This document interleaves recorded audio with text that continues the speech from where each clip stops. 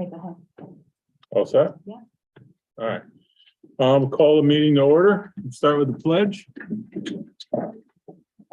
Pledge allegiance to the flag of the United States of America, to the republic for which it stands.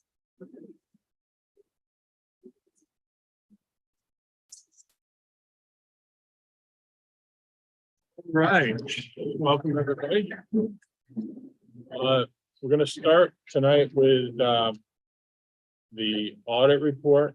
As you guys know, we do a yearly audit and on financials and our processes. So with that, Victor. Thank you.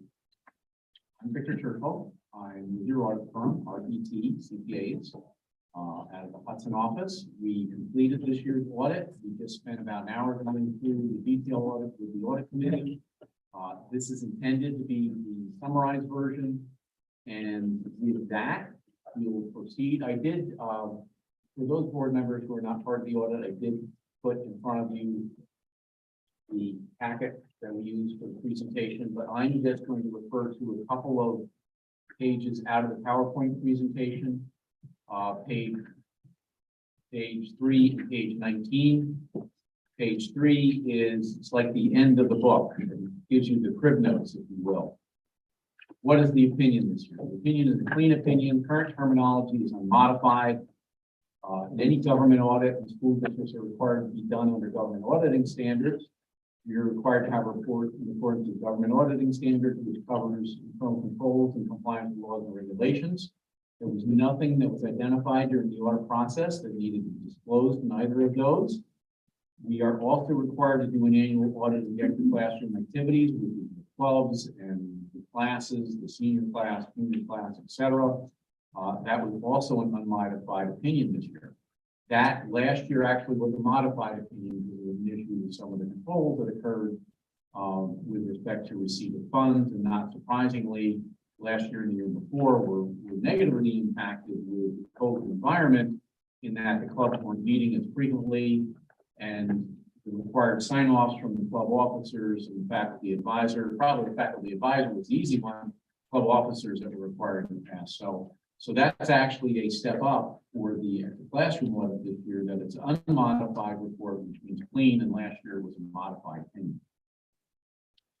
The other thing of concern, while I said that there was not a concern of interest, there was not anything that had to go in the report in accordance with government auditing standards. We did have a couple of items to put in the managed letter.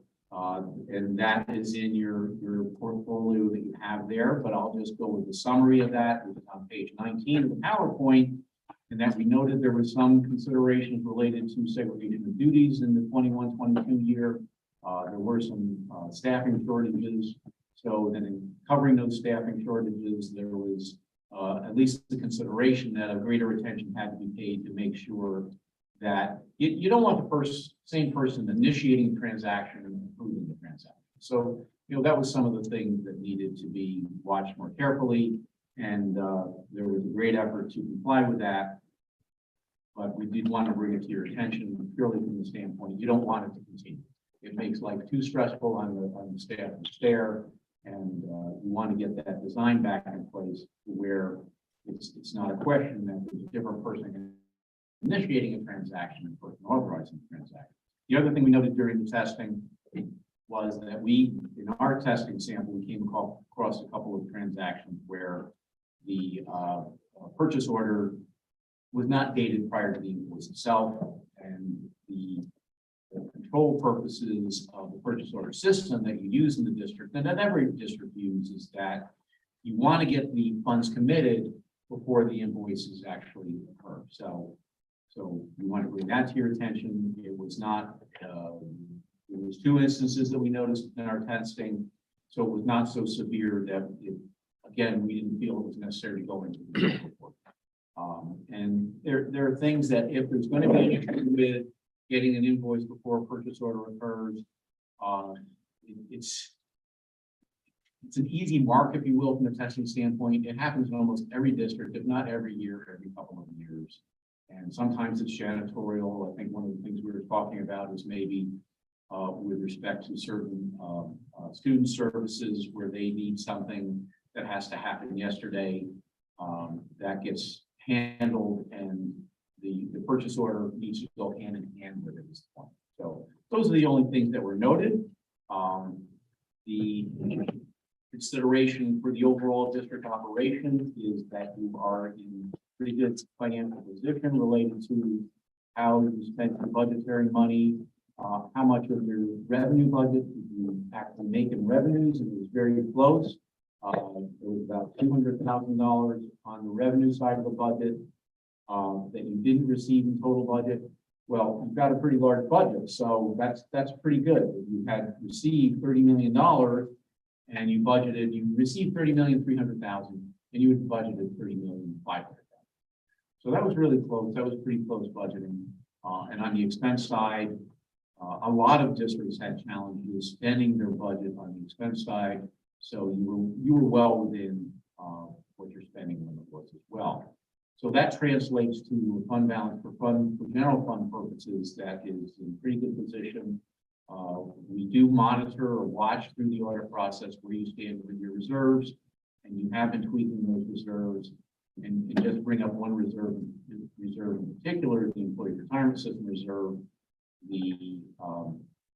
The sole custodian or the employee retirement system itself has actually put out their concern for the districts to be aware, and all municipalities that participate in the employee retirement system, that they are looking at contribution increases over the next few years. And depending upon where you stand budgetarily, you may have to eat into that reserve. So my point being is you watching those reserves and keeping those reserves well funded.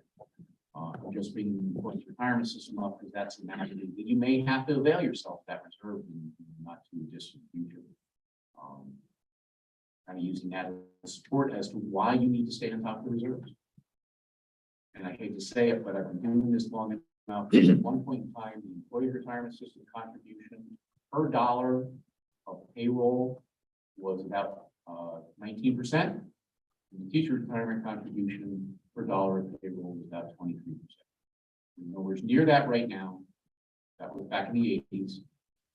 That would be a disaster to every budget in New York State. So hopefully that will never come to pass. Was there anything brought up at the audit committee meeting that anyone in the audit committee wanted to put forward? The only comment I'll make, and really it's for the board, is we've known for a while that, you know, there's a workload problem in the financial office. I mean, we know how many people were down. We know, you know, the amount of work that we're putting on the folks in the business office. And this adds to that, basically saying that we're not satisfactorily handling division of responsibilities. So this just pokes us to do something and do something quickly. Can I springboard off that comment? Because that's one of the things we do watch with management letter comments. If the management letter comment is repeat year after year after year, even though it may not appear to be causing any financial concerns, that does point to something called tone from the top. And the tone from the top is not just the administration, it's not just the business official and the superintendent, it's the direction the board is helping supply to them as well. So my only point being is that if the management letter repeats for a number of years and things aren't getting better, that could escalate itself to the need to go into that control report, compliance and laws and regulatory report. Not that that will be a compliance per se, but it could point to a control weakness because you're not correcting something that is part of the watchdog process, so the controls in place to make sure that things don't go awry financially. Yeah, so we really need to reassess, you know, we put, I don't know what I call limits, but, you know, maybe we say that position's gonna cost this much and we're gonna have to re-look at sort of the conditions we put on and figure out how to take the next step with this. Because this has been, you know, months. Okay, any, Chris, Jen? Additional comments? Okay. So what's next step? We don't have to take action on this, right? You do not specifically have to take action on this right now, because this is a draft version that we looked at a little earlier. The process from the SED standpoint is that once the auditor issues the final report, and then we've already discussed it with the audit committee. I noted with the audit committee, there was one or two numbers in disclosure that are highlighted because we need to put in related payroll to the employee retirement system and teacher retirement system. That's purely disclosure, has nothing to do with any of your fund balance and your MPY financial statement position or anything of that nature. So once those numbers are in there, we have a due diligence process that we have to do some quality control reviews. I expect that to be completed in the next 24 to 36 hours. We'll get you a PDF of the final issued version of the reports. Part of that is the opportunity for the finance staff and the superintendent to look at something called management discussion analysis that is part of the issued audit report. And again, that'll be done in the next 24 to 36 hours as well. Then once you have the balance, the PDF version, SED and the Office of State Controller really is looking for school district stuff. We actually checked it. Actually, it was on a Zoom call earlier in the day, and that superintendent checked it. We were on a Zoom call. The required date you file your board acknowledgement of the audit is January. What did we do? January 15th, I think, is the second phase. So it doesn't, the board acknowledgement of the audit report isn't even due to state ed through the SMART system until January. So it's not critical that you take a motion on this, and I would prefer you wait for the PDF version, electronic version. And that does allow me to bring up another question. Does anybody really want a hard copy of this, or is just the PDF good for the whole board? I walked into a board meeting 2 weeks ago, and they said, "Why did you kill so many trees?" Against this order. I mean, does anybody on the board need to have a hard copy? We can do hard copies. Don't get me wrong. That's but, no, I mean, but that's kind of, it's starting to feel antiquated in our virtual system. and if no one has a problem on the board, I'd suggest we move to purely doing it through PDF, because it's just a lot of stuff to carry around and waste of paper. So unless we hear otherwise from the finance office, all PDFs will be good for this year. Because a complete PDF, if somebody needs something for bonding purposes or otherwise, they'll take a PDF. They'd probably rather have a PDF. They're searchable documents. Yeah. So is that okay with you guys too? Okay. All right. Well, that's everything I wanted to make sure I covered. Thank you, Vic. Thank you.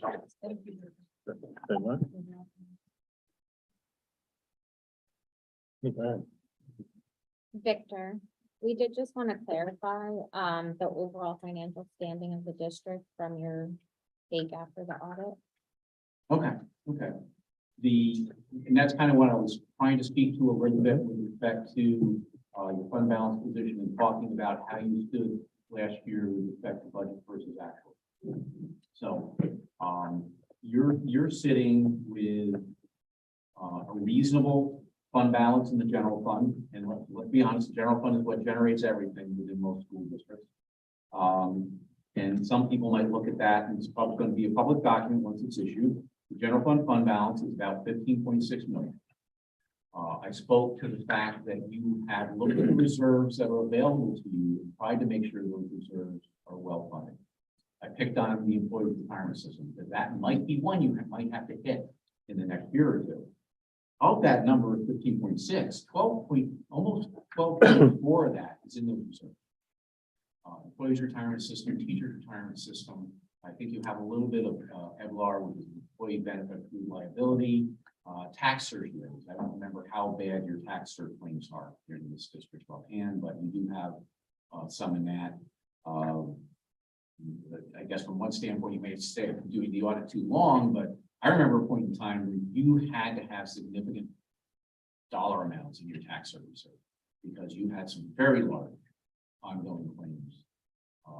through the process. And a tax cert claim is not just against the district, it's against the town and the county and that as well. So in addition to that, the other funds, about $3 million, 1.9 of that is actually being applied to the 22-23 budget.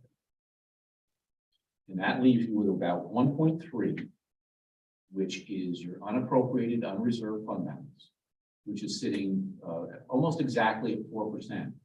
A school district is only allowed to have 4%. Now, a number of school districts have more than that, but they usually have a financial plan in place. If you do have more than 4%, the controller's office has to communicate with you and say, well, you're over 4%, please let us know what your plan is. They may not do that every year. They'll focus on that when they're doing business at this point in time. But the point being is you're in a good budgetary position for the 21-22 school year, and your fund balance is in a good position right now. You're applying 1.3, or excuse me, 1.9 against the next year's budget. And that's a composition of a couple of things. One of those is encumbrance carryovers, which is where you have valid purchase orders, commitment to buy something that you just didn't get like you did. And the other part of that is what you purposefully put into the current year that we're in right now, 22-23, to reduce what you need to raise in taxes. Yeah. And you have over the years worked in the prior finance administration, worked diligently to get that carryover down to a manageable position. Because quite honestly, in the district of a $30 million budget, I've seen districts in the past that they were applying $3 million a year through reduction of tax levy, and that's really too much. You've gotten that down to $1 million some number, and let's speak further. If you were in a business or pretty much any other municipality in the state having 4% unappropriated unreserved, that's not a lot of rainy day money. That's why you need to stay on top of your reserves and keep them funded as well. Does that answer the question? Yeah. You're in pretty good financial position. Thank you. What's good? But I wanted to say why. Yeah, no, I appreciate that. Thank you. Anything else? Anybody? Okay. Thank you, Victor. Thank you. Have a good night. Thank you for your Yeah, time. all right. And can I actually thank you? Thank you, guys.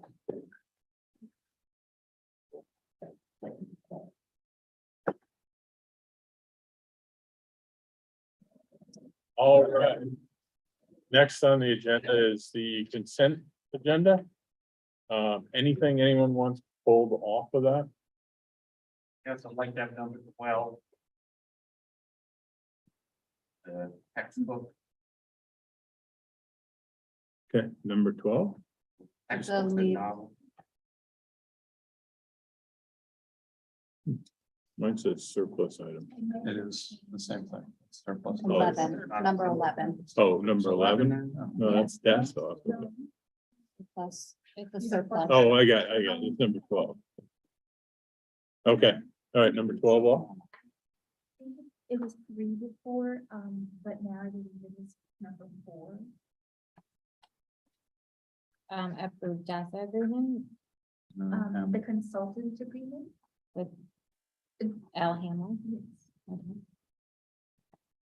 All right, so 4 and 12 are pulled. Okay. Do I have a motion to approve the consent agenda without 4 and 12? Do I have a second? Second. All right, anything anyone wants to discuss? On the stuff that's left, I should say.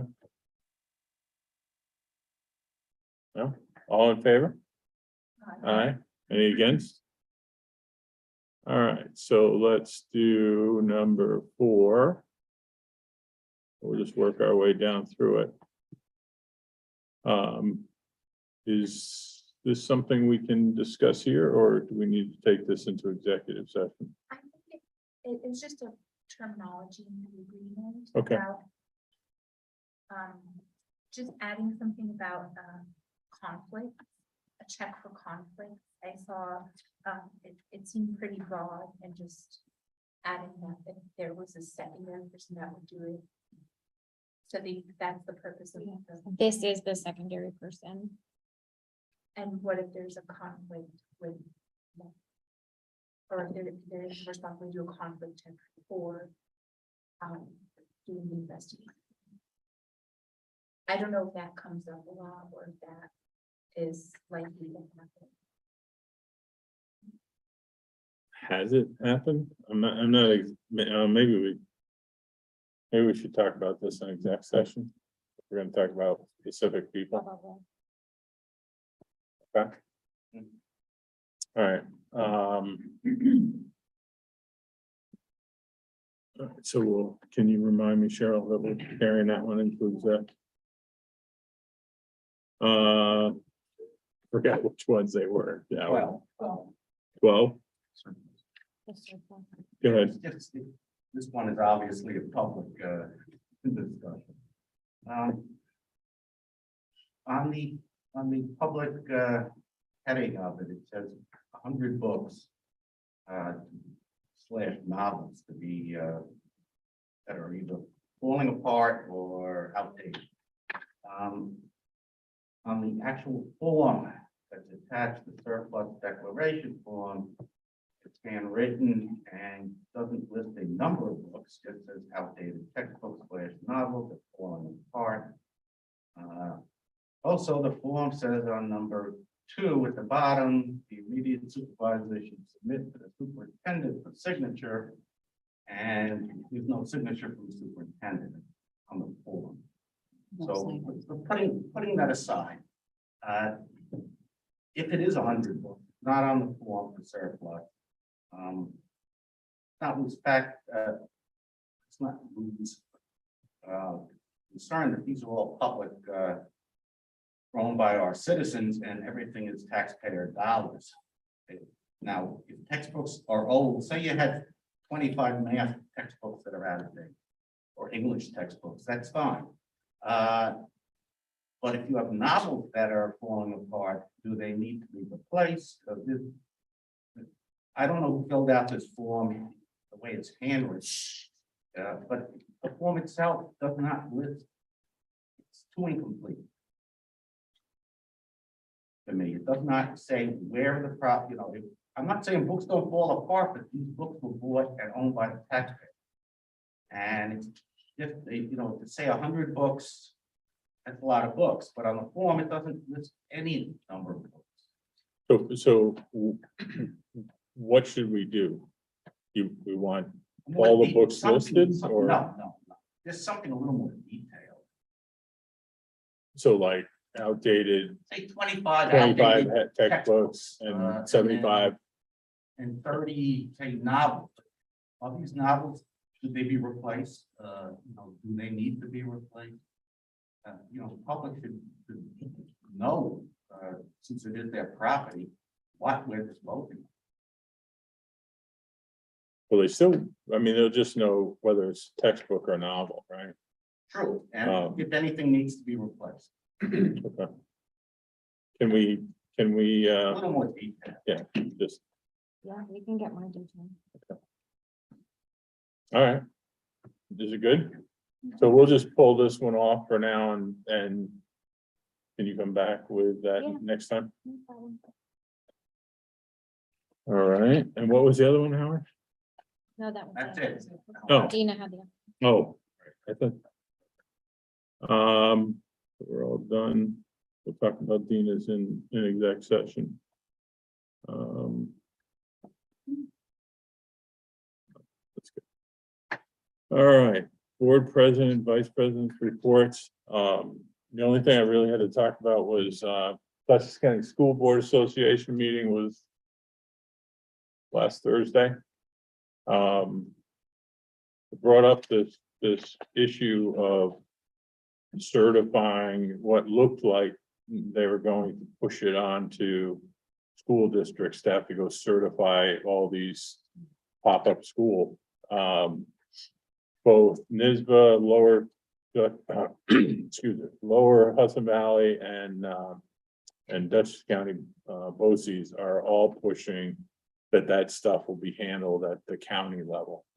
It hasn't been done yet, but because most of the districts really weren't paying attention to it because they didn't have any. But these things could start popping up any day, and it's better to get out ahead of it, who's gonna handle it. And hopefully it's not us.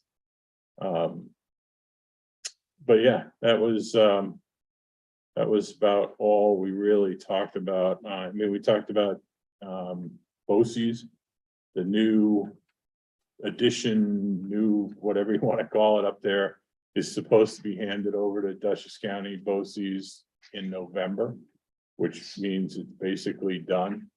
They're going to be sending out invitations to come walk the new school and see the new capabilities. But yeah, that was our first meeting of the year, so it got everything rolling. But that's all I have. Chris, you got anything? I do not. Harry, is that, are they up and running the whole part of the BOCES or? It's, I want to say yes, but it probably, there's some stuff that has to be cleaned up and probably furniture being delivered and things like that. But I'll tell you, if you ever get a chance to listen to Jason, I forget his last name. He's got an impressive plan for BOCES, and I mean, I think our staff is working hard to show that. I mean, you see how many BOCES seats we had to request.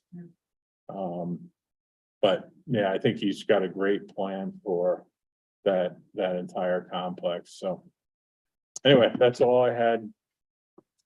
Caroline? Yeah, so this is School Board Recognition Month. So at the seat of each school board member, there is a little gift just from the district saying thank you. Not just for the time you spend in board meetings, but the time you spend on committee meetings and just at events supporting our school and our community. So thank you from all of us. Absolutely. From the personnel perspective, not great news after what we just heard Victor say, but we have exhausted our principal account clerk list. We have conducted interviews. We were not able to secure anyone. We did have some promising candidates, but they did not accept moving forward in the application and interview process. So we did reach out to civil service in order to notify them of that and talk about next steps and the potential for creating a provisional position. Remember, if someone appointed provisionally will have to take the test the next time it's available, and they will have to score what is called reachable on that test on the next list that comes out, but it may be our best option for moving forward and getting someone who has the skills, but maybe just hasn't taken the exam yet. I did want to talk about mentoring for new administrators. We do have quite a few new administrators this year, and I think it's really important that they have the most support in their respective roles. There are certain positions that are fairly specific, and they really would benefit from having somebody who has had that position before, whether it's a retired person in the area, someone that we could go through BOCES and really tap into the network of administrators in the area. I just think it's important, and we do provide that for other positions, and I think that new administrators should absolutely have that available to them as well. So it's something I did want to speak to the board about. We talked about the proposal for monitors, and we really need to hone in on what we want those monitors to do. So there's a couple of different positions. There's a school monitor, which is probably what you think of when you think of monitor. They might be there providing supervision. That's the general piece, is that they provide supervision. They may, walk students, escort students place to place. They may help students, navigate the building, etc. But then there's also like a school security monitor.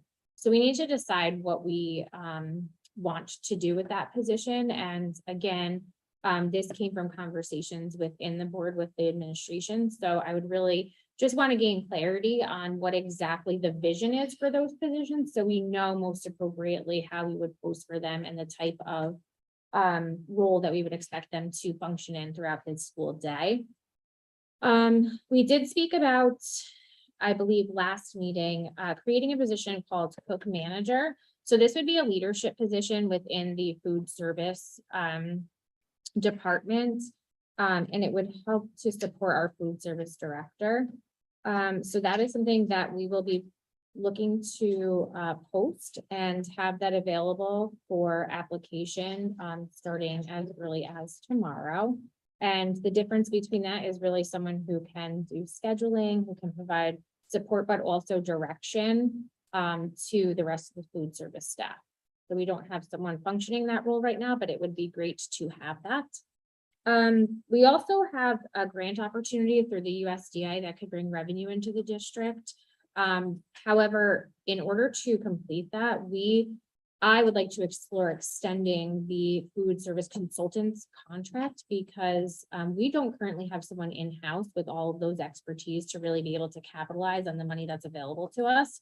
So in meeting with Nancy, that was the food service consultant, she absolutely has the ability to be able to do that for us and bring revenue into the district. So you will be seeing probably at the next meeting, a proposal for an extension of that contract. She has basically fulfilled everything thus far that we have asked her to do in kicking off the school year and providing that support in absence of another employee who typically had done that function. So being able to extend this now and continue to work with Nancy in a new capacity to be able to bring revenue would be an amazing opportunity, especially since she's now familiar with the district. She knows, you know, all the ins and outs of what we need and would be best poised to do that.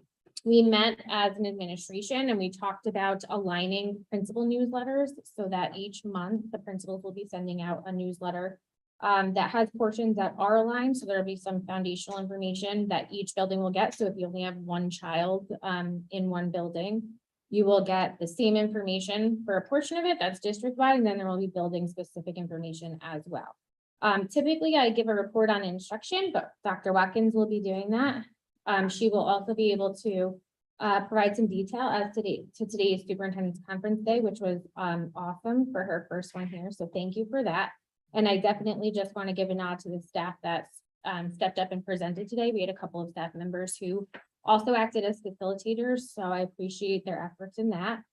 Samantha Holzberg in our new SEL position, the supervisor of student services, is going to be bringing forward to the district students a financial literacy assembly on financial literacy and some training there. Also some anti-bullying through Grace Smith House and some appropriate dating information. So this is something that is actually annual.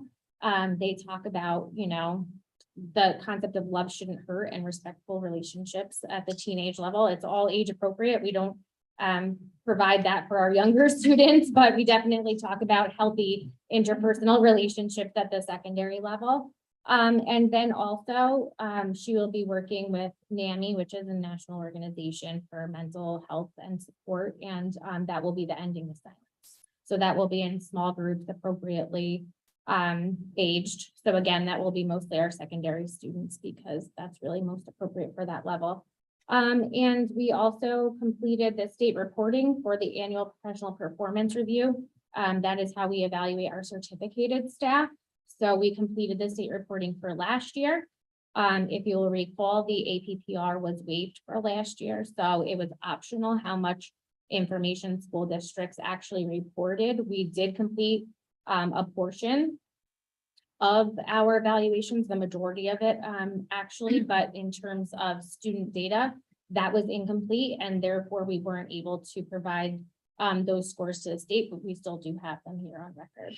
And observations will start soon for this school year. Again, that's for our certificated staff. As far as operations go, we had on Friday our shelter and go home early drill.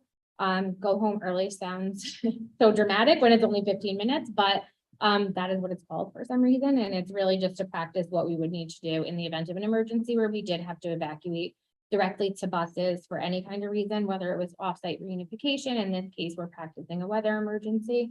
So we were able to do that. Students and staff were extremely cooperative and everything ran very smoothly in the areas that I inspected during the drill. Of course, there's always small things to improve upon, and we discussed those, but that's why we drill, so that in the event of an actual emergency, things would go off as smoothly as possible. At the last meeting, we discussed the need for a district-wide health and safety committee, and I reviewed with our regional consultants from regional safety at PNW BOCES, and our district safety meetings meet all of the requirements necessary for the health and safety committee.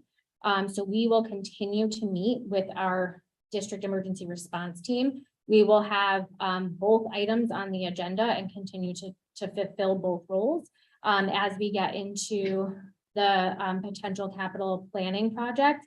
We may have a subcommittee that will focus on those items and possibly meet more frequently. But in terms of general function, we are meeting those requirements through that committee. In terms of the facilities repair reserve resolution, thank you for that. That will allow us to start working on the heating repairs at Elm Drive. And we did speak as an administrative team about the snow day and early closing procedures updates for this year. We'll primarily continue as a district to use the Blackboard Messenger system to be able to communicate school delays and cancellations.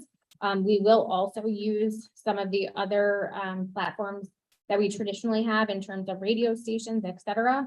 The one thing that we did say, the radio stations, if it's an odd time that we're dismissing at, there's not always somebody live there to be able to answer to add it. So just keeping in mind that if you want to sign up for the emails or the text messages for Blackboard, it probably is the most fail-safe way to get that messaging. So long as, there's cell service in the area. If that were to go down, we would absolutely rely on radio communication, but again, we will keep Blackboard as our primary source of information for that stuff. In other news, the PTO meet and greet was awesome. It was a great community event. It very quickly got a little bit chillier than I think anyone was expecting, but it was awesome. It was great to see the turnout. I think everyone had fun. The kids played, the parents chatted.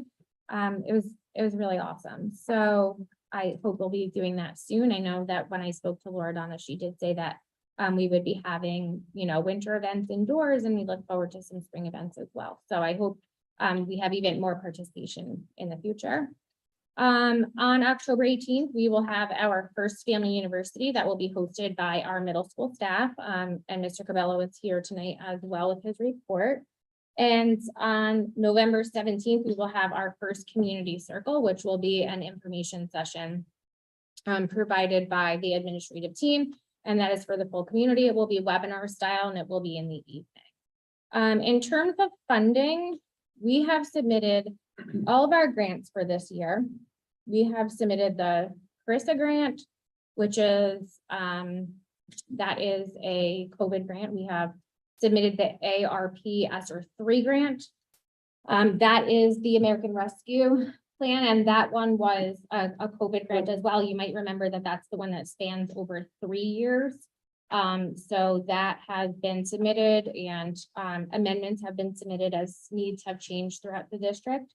We also learned just recently of another funding opportunity, which was the American Rescue Plan IDEA, which was earmarked money for supporting students with disabilities coming out of the pandemic. So we put in an application for that as well. And also the IDEA grants, which are typically the 611 and 619, 611 being funding programs for students with disabilities that are school aged. And then the 619 is funding for students with disabilities that are preschool aged. So those have been submitted, as well as the title grants and our universal pre-K grants. So all of these grants have been submitted for this school year. So far, we know that the IDEA, the students with disabilities grants, those have been approved. We're waiting on some of the others, but they are all in the portal waiting for state approval. We had a grants meeting, which is required for collaboration and consultation. We've met with both private schools and internal stakeholders as well as community members. So all of that information has been sent on, and now we just wait for approval and for the money to come rolling in to backfill some of the programming and purchases that we've made with that earmarked money.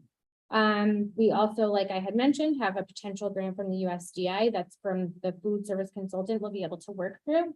And one of our locally funded grant opportunities through MEF, so very different sources that we're talking about now, We have been plugging that MEF is ready to start funding those Bright Ideas grants again. So we have received and approved, forwarded along 3 applications so far for MEF. So that's good because there's sort of been a lull, but you know, we are starting to make some moves on that as well. And one of those was to fund the Olveus program, which we have been talking about since last year. And then the last item, which is new, I just got information today, it's the healthcare workers bonus.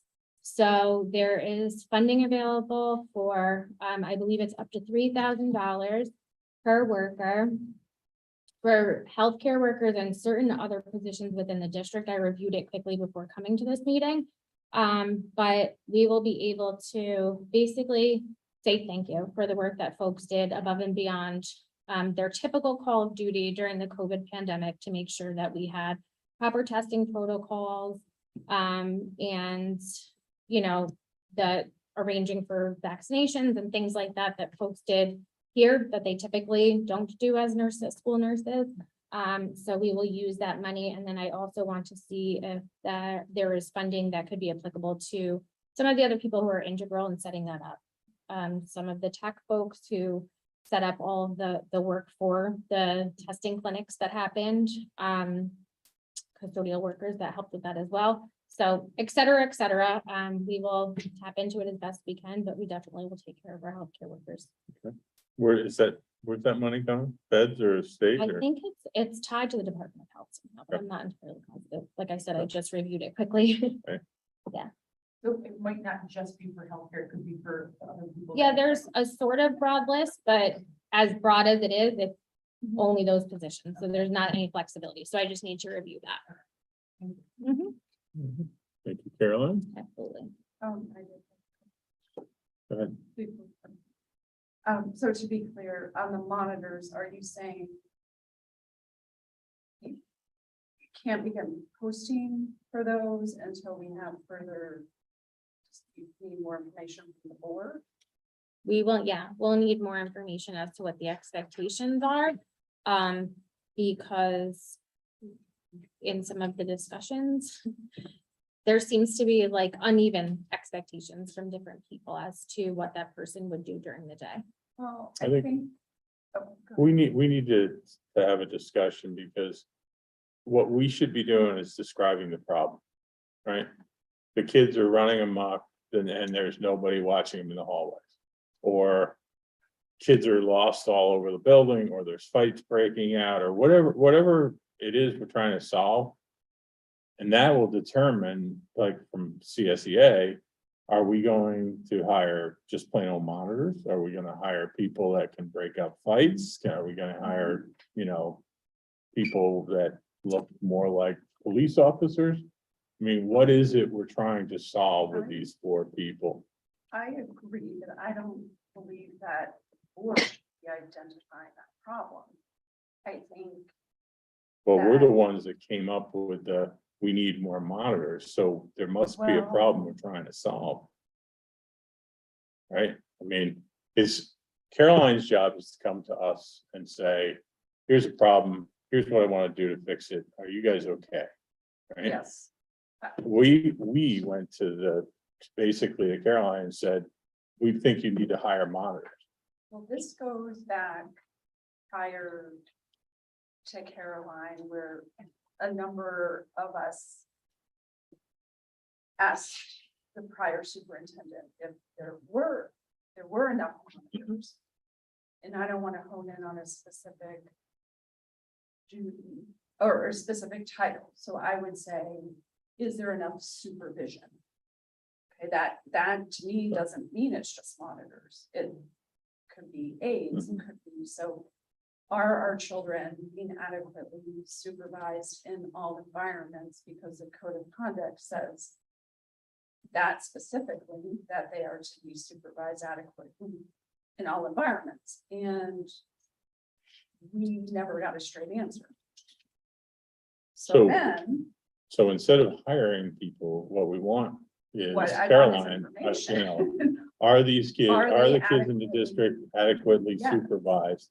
And Yeah. if not, what do you need to do? it? Yes, yes, Versus let's just, Right. because at the last couple meetings, we basically said, we'll go get 4.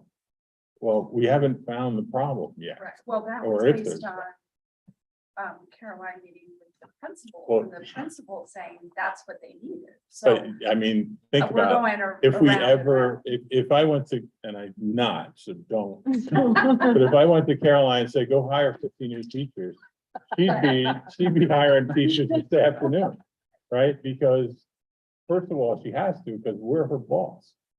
So if we tell her to do something, like go hire a monitor, you need 4, you know, I'm sure Steve walked in and said, I need 4, you know, but That number, that was the number they came up, but we told Caroline to go hire a monitor. And I brought that up because at my walkthrough, I was specifically told by a principal that they requested that. I'm trying to figure out where Yeah. the disconnect went. So- Yes, If in fact, right. if in When- fact So why the don't, principal requested Right. it, then Where did again, that it go? goes through administration.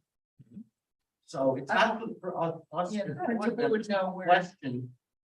The administration, it has to go, first, Caroline, do you need, or more monitors or? Our more children, employees needed?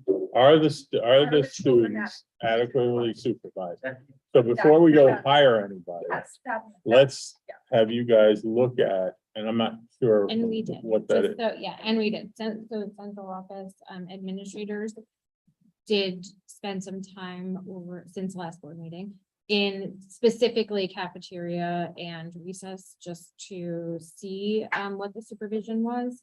And at baseline, we are supervising adequately those areas. The issue really becomes when we have a shortage of teachers due to absence, et cetera. Where we're spread thin, right? So that is the issue. On the daily, there is adequate supervision. It's those days that we can't predict. And I guess where I get stuck is, we're talking about a significant amount of money. And I'm not sure one person really changes that. And I think that's my issue, right? So during those periods of time, which in the case of Alden Place, I think lunch service starts at 11:50 and the students are out of the cafeteria by 12:40-ish, right? So for that block of time, it would be helpful to have someone, but we're talking about positions that would be the entire day. And I guess my concern is, we're going to pay someone for the entire day. We really need someone for about an hour. And yet, I'm not sure that one person is going to change significantly the issue that we could be facing if we have teachers out. That would, you know what I'm saying? So it's like, is the bang big enough for the buck, so to speak? Because we're going to be spending a lot of money.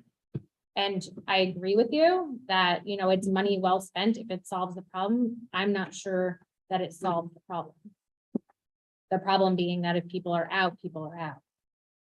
And that's where we So, scramble. so the answer to the question, are the students adequately supervised? Is yes, unless we have significant absences. Yeah, So do we hire? But, and again, this is, I think what we need from you is your proposal for dealing with that. mhm. Is it getting one person?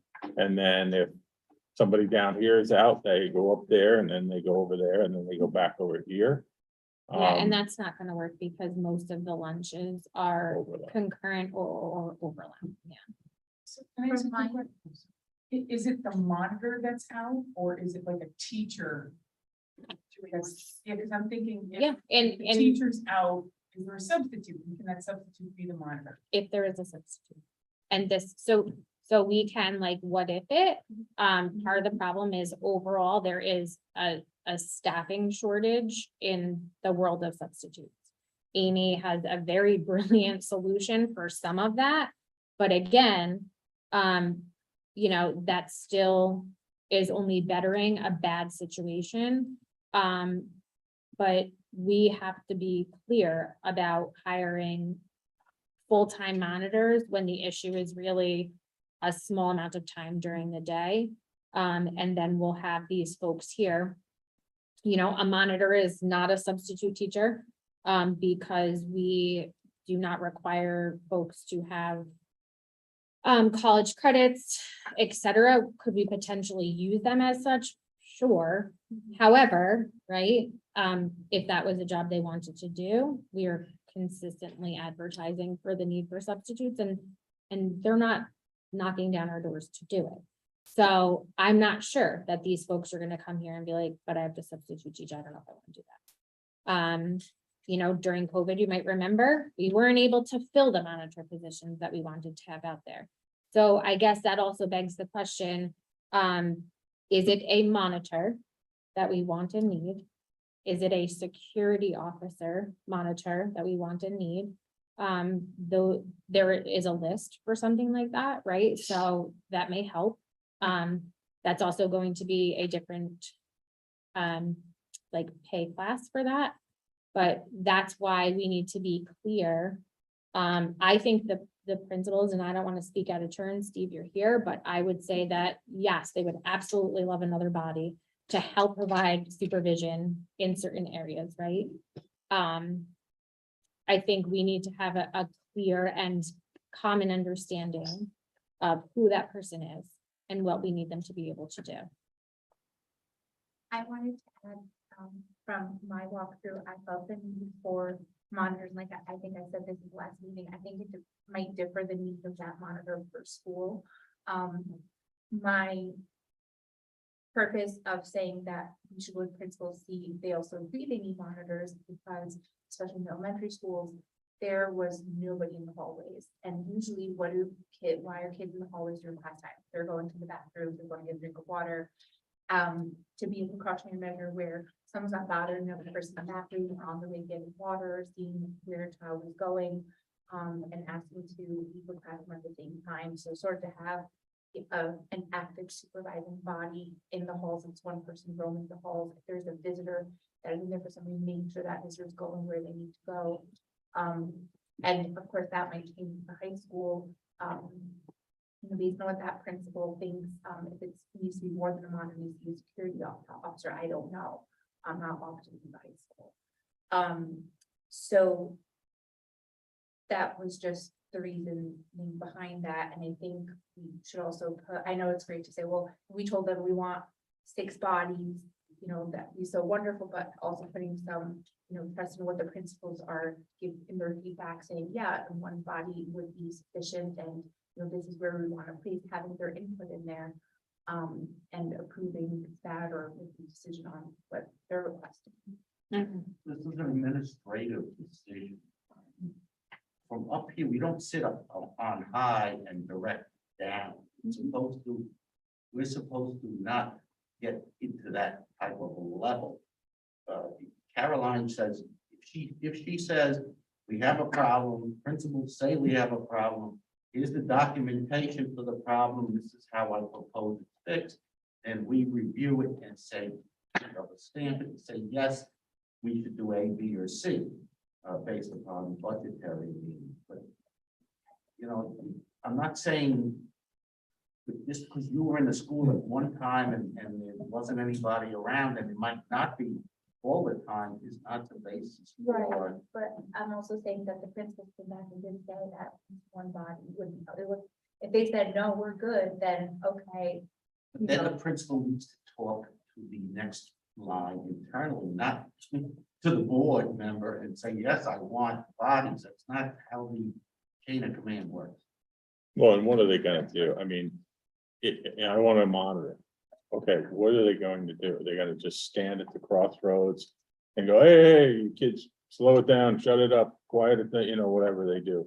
Or is it somebody that's gonna come in the cafeteria and 2 people get into it and this guy's gonna bust that fight up? I mean, I think we talked like that before, and it just really doesn't happen around here. And there's, I mean, some of those things are, you know, there's teachers that are in the cafeteria. The problem I have is what gets solved, right? If we hire 4 monitors or security monitors, or we hire 4 full-time substitute teachers, And their job is to stand in the hallways unless we need a substitute or, you know, now we're talking about paying probably close to $1 million to do that. Because you've got their salary, plus you've got their benefits and their retirement and all those things. So these are not, you know, even if you think about just plain monitor, you're still probably pushing, I don't know, $50,000 or $60,000 all total, maybe even more. Well, So that's- we need to know what, Before benefit. right.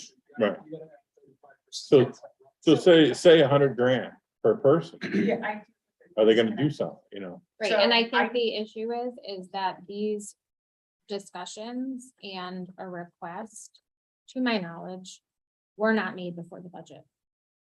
Right, so we also need, and this is the piece, you're right, there was a conversation last year. And at that time, that was not part of the conversation.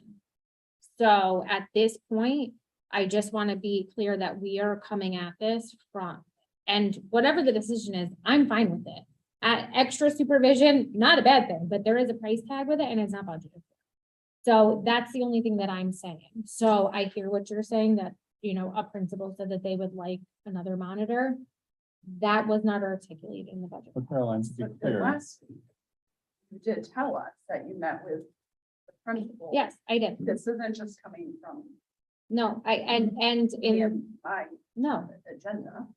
which- no. Okay. No one, no, I don't think anyone's suggesting that. I think what also came from that meeting last week is, well, what are they going to do?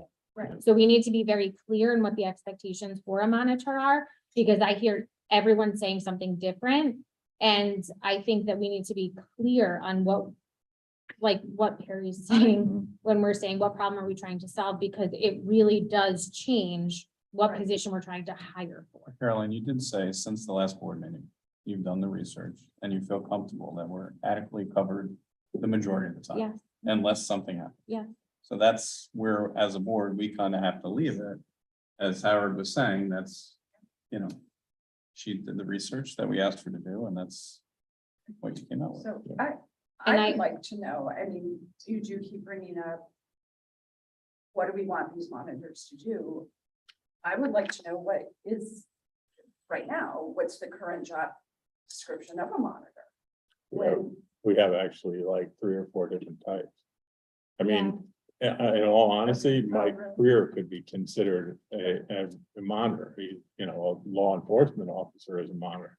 You've got monitor typists, you've got monitors, you've got, I think we have a safety monitor. I mean, and that's what you have to determine. Am I gonna hire 2 of the blank monitors and 2 more of the safety monitors? Yep. And why? Right. What's that to do? as long as our children are adequately supervised in all environments. And really, I mean, it's the unstructured environments, recess, lunch, hallways. That, There's gonna you be a know- hallway that you walk down that there's not gonna be. oh, We I can't know, have- I know. I'm just saying, we're- I did notice that as well as I'm walking through, but then I turned the corner and I might have seen someone. So I mean, you can't have one at every angle. No, no. So, But- so why don't we ask Caroline to take away, you know, there's a problem when we're understaffed. I mean, the problem is that we're understaffed Yeah. all over the Period. place and we can't find people, but put that aside. What is the, you know, what is the situation if you had 3 teachers out or, you know, when would you need and what would you need them for?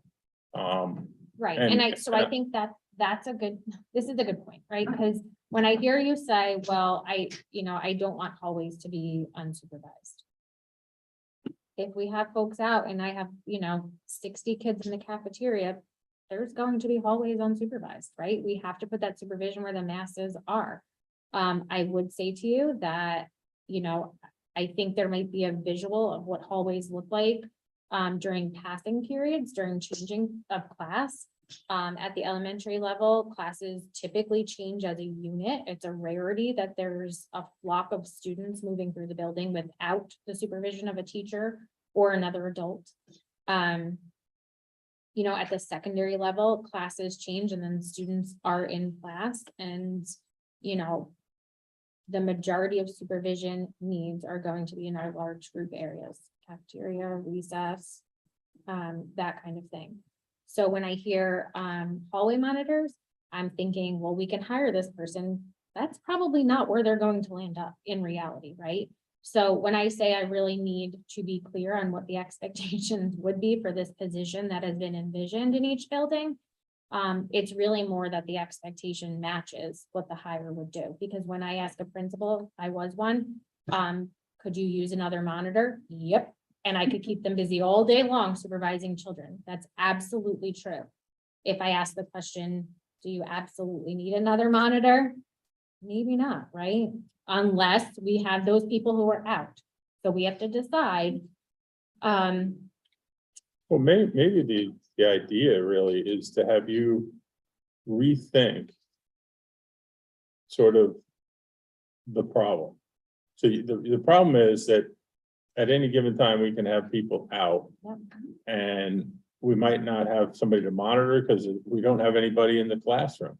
Or we can, we barely found a substitute. And rethink that problem. I mean, and please, this is not an order and don't write it down, but maybe we have to hire 2 extra teachers. And the idea is they teach, they substitute, they monitor, maybe and again, I'm not telling you to do it this way, but rethink that situation. Instead of hiring 4 monitors at a certain amount of money, maybe 2 teachers, if again, it's gonna solve something. You probably have to look at data that says how many times we have 8 teachers out, how many times we have 2, just to see what the problem is. Well, that's the biggest point. If it's 5% of the time, is it a major issue? Yeah. Can you pull from somewhere temporarily for a day? Right. If it's 38% of the time? well, Yeah. then, And 2 things I will say is that, each teacher does a duty. In the past, this being my 8th year in the 7 years that I've been here, we've watched every single department at the secondary level lose a teacher to attrition. Positions just weren't filled. So each teacher right there, that was the duty period that went with it. So what then we don't consider is a duty period went with that, and then we've had to pay someone a 6th period to cover whatever losses we've had and cover those gaps, right? And then when you're teaching a 6th period, you also have a reduction in duty. So it's a reality that we've lost some of the duties of our teaching staff, the duty periods of our teaching staff over time. It has made, a difficult problem worse. I will say that, and when Amy speaks, she is going to speak about an intern program, which is significantly going to impact this. And what I would say is that I think we need to go this route with the interns before we talk about hiring full-time staff monitors, because I think this could make it significantly better for the times when we actually need additional supervision without making a commitment to a person for the entirety of a school day, when I'm not sure what else they're going to do. Can I ask a question? Do we know for sure that when the classes change, and I don't know if this happens in every single school, that the teachers do come outside in the hall? And this could be, I could have dreamt it, but I thought I did remember hearing maybe last year or something that the teachers do not always come out in the hall, or that they're supposed to step out when classes are changing. Do we know that? Because I think, like, to Chris's point, like, we ran into a principal who said they might need somebody.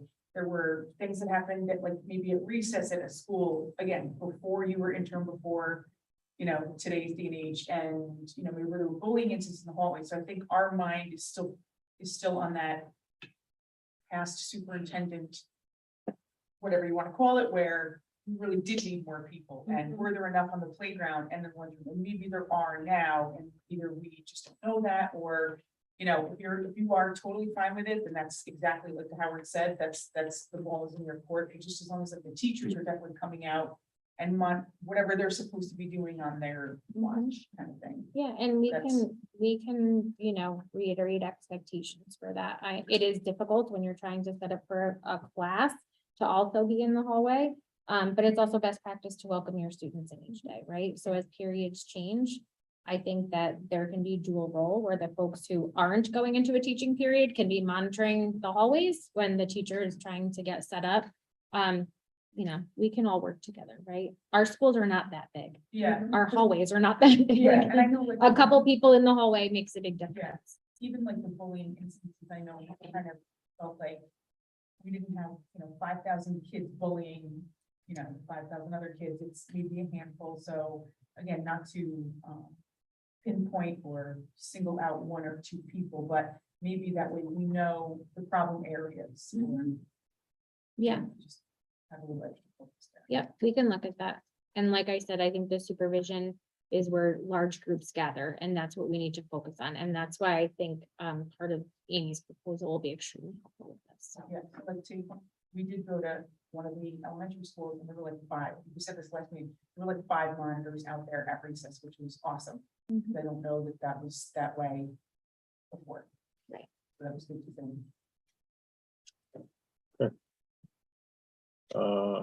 That's it. I don't know, you said you had a couple of. Oh, Oh. the other one was not about monitors. Going back, I was just wondering, this may have been discussed and I just am not recalling it, but at the end of last school year, there was a culture survey that went out in June to parents. And I don't know, but I don't believe I ever saw any of the results. Do you have the results? No, Because you didn't get enough data? Or you don't know where they are? Somebody else did the survey. that's correct. So I And it, never saw the result. We don't know where. That is also correct. But maybe Elliot can do a deep dive. I might be able to locate something. Okay, that's a good Okay. point. okay. There's a lot of those. Mm, Thanks. Good. Yeah. All right. Elliot, Hey.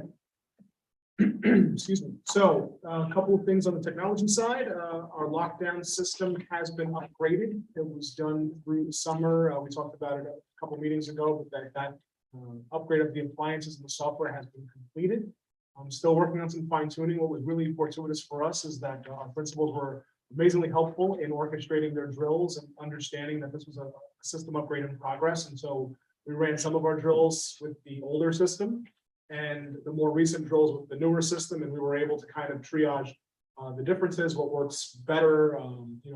In every sense, we're upgrading how we communicate the need for these lockdown instances quickly and effectively throughout all potentially affected personnel and administration. So without getting into too much detail in public session, word gets out faster and through multiple mechanisms to make sure that everybody stays safe and secure. Should we ever have to do an actual lockdown, and our drills, as Caroline noted earlier, are really going well from the beginning of the year. This one in particular was a hot button for me just because we were kind of upgrading the system as we were going through the motions. And I don't think, and Steve, please jump in if I'm misquoting, but I don't think we had any hindrances to the process of lockdown with that upgrade. It was pretty seamless. I think most of our kids don't even notice the difference, and our staff have been appreciative of the uptick in communication around it. So that's been helpful. Cybersecurity uptake. So you may recall I've talked about being part of a Lower Hudson cohort, the first of its kind in our region to really drill down cybersecurity issues and concerns. So what we're working on is a 3-part process. Currently, we're building 3 plans in parallel. So we're building a disaster recovery plan, a business continuity plan, and an incident response and recovery plan. So what that means is if something bad happens, how do we react immediately?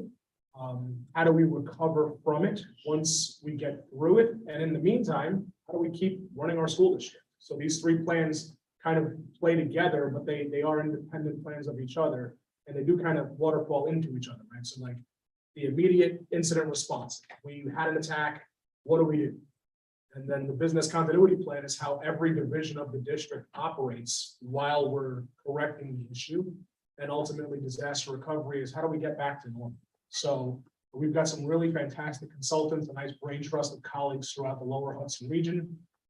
putting together, input on these plans. And so we're looking forward to sharing them out with the board towards the end of the year. It's a year-long process, so we'll be kind of providing little updates here and there. And then one of the things that we're also going to do is bring in the relevant administrators to those different areas as we're working on continuity of business. So Mr. Mullins will be very much involved in how do we keep the plant operational. The more building systems we put online, the more danger there is of not being able to affect things online. Our business office folks, we still got to run payroll and benefits and all the things, and probably our most critical business continuity planning will happen with Dr. Watkins when we talk about how do we keep teaching kids. We've seen school districts crippled with a lack of technology due to a cyber attack and just the lack of preparedness, right? So we spent the last 3 years making everyone completely dependent on instructional technology. What happens when we pull that rug out from underneath them and they don't have it for a day, a week, a month, 5 weeks, as we've seen some districts have to deal with. So Dr. Watkins will be joining me for some of these visits and work with the cohorts, but we're actually looking to prioritize each division of the district and create its own little sub-plan within this. It'll be a nice little virtual binder for contingency plans once we get it done. So I'm really appreciative of the board supporting this work, and we're looking forward to sharing it as it evolves. I participated in the Mid-Hudson Regional Information Center, had a Region 793 plan. This is a state mandated plan where the state tells all the regional information centers to talk to their component districts about their plans for supporting instructional technology. I will say that it was probably 5 counties on that call, and it's very much aligned with our priorities on our technology plan, as it should be, right? So we're talking about digital equity. We're talking about making sure that our kids can get online and get access to digital resources, both at home and at school. We're talking about making sure that we have appropriate infrastructure, and it's comforting to know that our district and our board has supported us kind of trying to stay a little bit ahead of that curve and not fall behind it, as some other districts are not in as a good place as we are. So, while everybody's working to get better, I think we're in a pretty good position regionally to that end, and we do have the support of our BOCEs and the Regional Information Center in that work. So it was kind of a reassuring conversation to have. I was fortunate enough to participate in a digital threat assessment training. It was actually a tiered training process. So I did the basic, the advanced, and the trainer module. So that gave us a wealth of resources for how to detect and respond to threats of a digital nature. And that's everything from cybersecurity stuff, and more importantly to incidents where students may be prone towards violent or destructive behavior, how to detect it, how to respond quickly to it. There's a lot of really cool / creepy things that come out of these type of trainings where you learn how to, look into these type of claims and reports. But I think having gone through that training and tying it back to iBoss and GoGuardian and some of the filtering and monitoring systems we have in place is really going to be helpful for us in supporting our kids. I would say that even just the investigations that we've had to do about student behavior, some of the tools that come out of these trainings have been employed even just in local investigations here in the district. So a lot of helpful tools that we've picked up in that process. District-wide infrastructure assessment. So we have had meetings with our representatives from Cisco, is our big network manufacturer, and Meraki is a subdivision of Cisco. And so we've had some recent conversations with our vendors to create a roadmap for upgrades. We talked about this in the 2001, 2002 tech planning process, but what we're going to be working on over the next couple of months is doing full district-wide walkthroughs, every data room, every closet, every rack. We're identifying every piece of network equipment and infrastructure and itemizing it in terms of the projected end of service, end of life, and end of support dates to help us budget for future purchases. I've learned that there are some possible financial reserves that can be implemented to help with technology. So we're going to look at weighing the differences between putting away money to pay for these things in chunks versus incrementally replacing them, whether or not they need it, just to maintain our budget. And that's just the reality of where we are. A lot of our networks, we were just talking about Chromebooks, I think, at the beginning of this meeting, right? So do I buy all of your Chromebooks every 7 years? Or do I buy one a year for 7 years? Somebody's going to have one replaced sooner than they need it, and somebody's going to be using something really old in the process. So there's pros and cons to that type of budget planning process. What I do want to have are real actual numbers to bring to the board. So we're doing this very intentionally right now, early in the year, so that as we go into budget season, we can start looking at, okay, well, if we had to replace the entire network, it would cost us X dollars. And so is there a way and a legal and responsible mechanism to put away a little bit of money every year so that when that end of life comes up, we just push the button and buy it all in one shot? Or do we find a way to kind of do it in pieces, knowing that sometimes they don't always play nice together when you're upgrading things piecemeal in that way? So our vendors have been very supportive of the process, and I'm looking forward to bringing that forward to the board in budget season for a deeper discussion. Unfortunately, the financial nature of our technology is not necessarily aligned with our mandated budget practices. Right? We want to keep a level budget every year, but we have really expensive things that last 5, 7, and 10 years. And so it's hard to make that fit a level budget. But I think there's some opportunity there once we have the numbers and the dates and the timelines fine-tuned to inform decisions. So that's all the technology stuff. John's here today, so I won't get too deep into the facilities report, other than to say thank you for the repair reserve authorization. John, we will be filling out that paperwork tomorrow morning and scheduling that work. As our mechanics were coming to me this morning and saying, hey boss, that we really need to get on this. Meetings tonight, guys, it's gonna happen. Hopefully the board will support it, and we thank you for that. Our principal meetings have started again, so for anybody that doesn't recall, we meet, John and I meet every month with each principal in each building. And this year, we specifically did walkthroughs with our principals. We had one new principal down in Elm, but I think every principal got something out of the conversation. Steve took a lot of pictures when we did the middle school here, but we were looking at emergency equipment and shutoffs, and like, okay, if the building is in a bad way, fire, flood, disaster, you know, we wanted our building leaders to really, at their request, to have us show them where all the big major switches and disconnects and valves are. So they asked for it. We were more than happy to provide it. John spent a lot of time walking the buildings before that meeting to map everything out. We brought those maps to those meetings and worked with our principals to make sure that our building leaders, who really should never have to touch these switches and valves, know where they are in case they have to bring someone to that space to effect an immediate repair or otherwise disable something critical before something bad happens. So they do know, don't go in there and, you know, if you think you're gonna solve something by pulling the main. No, Right, I mean, this is really like, we had real world discussions about, you know, you're probably not the guy that ever has to push this button. However, if the building's burning, if emergency responders get here before I do, you got to be able to show them where to go, throw that lever, push the button, close that valve. And, you know, some of our more seasoned principals can speak to issues. I think Caroline even spoke to issues where, yeah, I had to know where that switch was that day because some had it. And now it has a big sign on it. Yeah. So you can't miss it. It even shows you how you have to turn it to shut off the water. But again, when you think about people in crisis, right? I have a building leader with a master key to that building. It's probably going to be there before anybody else. And they're going to bring Central Hudson into that room. And Central Hudson's got to know which one of these panels is the main and flip that switch so we don't have anybody getting electrocuted. Right? So this is stuff that could actually happen. So I just really appreciate, you know, our principals taking that level of ownership of their building, sharing that responsibility. It was a really productive conversation. I think these meetings are getting shorter, which speaks to John and his team just being quick and responsive to what our folks need. John meets with every principal almost every day informally. So I wanted to give him credit for that, just making those rounds and making sure that it doesn't wait 3 weeks for us to sit down and have a meeting, a formal meeting about it. But those scheduled meetings are really just updates on what's happening. And they started out at 45 minutes and now they're down to about 15 or 20. So I think that speaks to everybody's proficiency and involvement.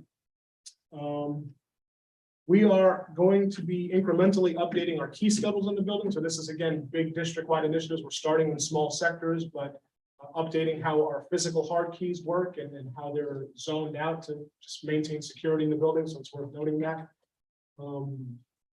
And John's going to be bringing key making in-house. So instead of relying on third-party locksmiths, this is just another, you know, principal trade that John's bringing into the shop here. So, you know, I can't speak enough to these, our team just really being, wanting to learn everything from carpentry and electrics. And now we've got a couple of guys that are going to be learning locksmith trades. So It's just exciting stuff to be able to bring that to the talent we have in the building.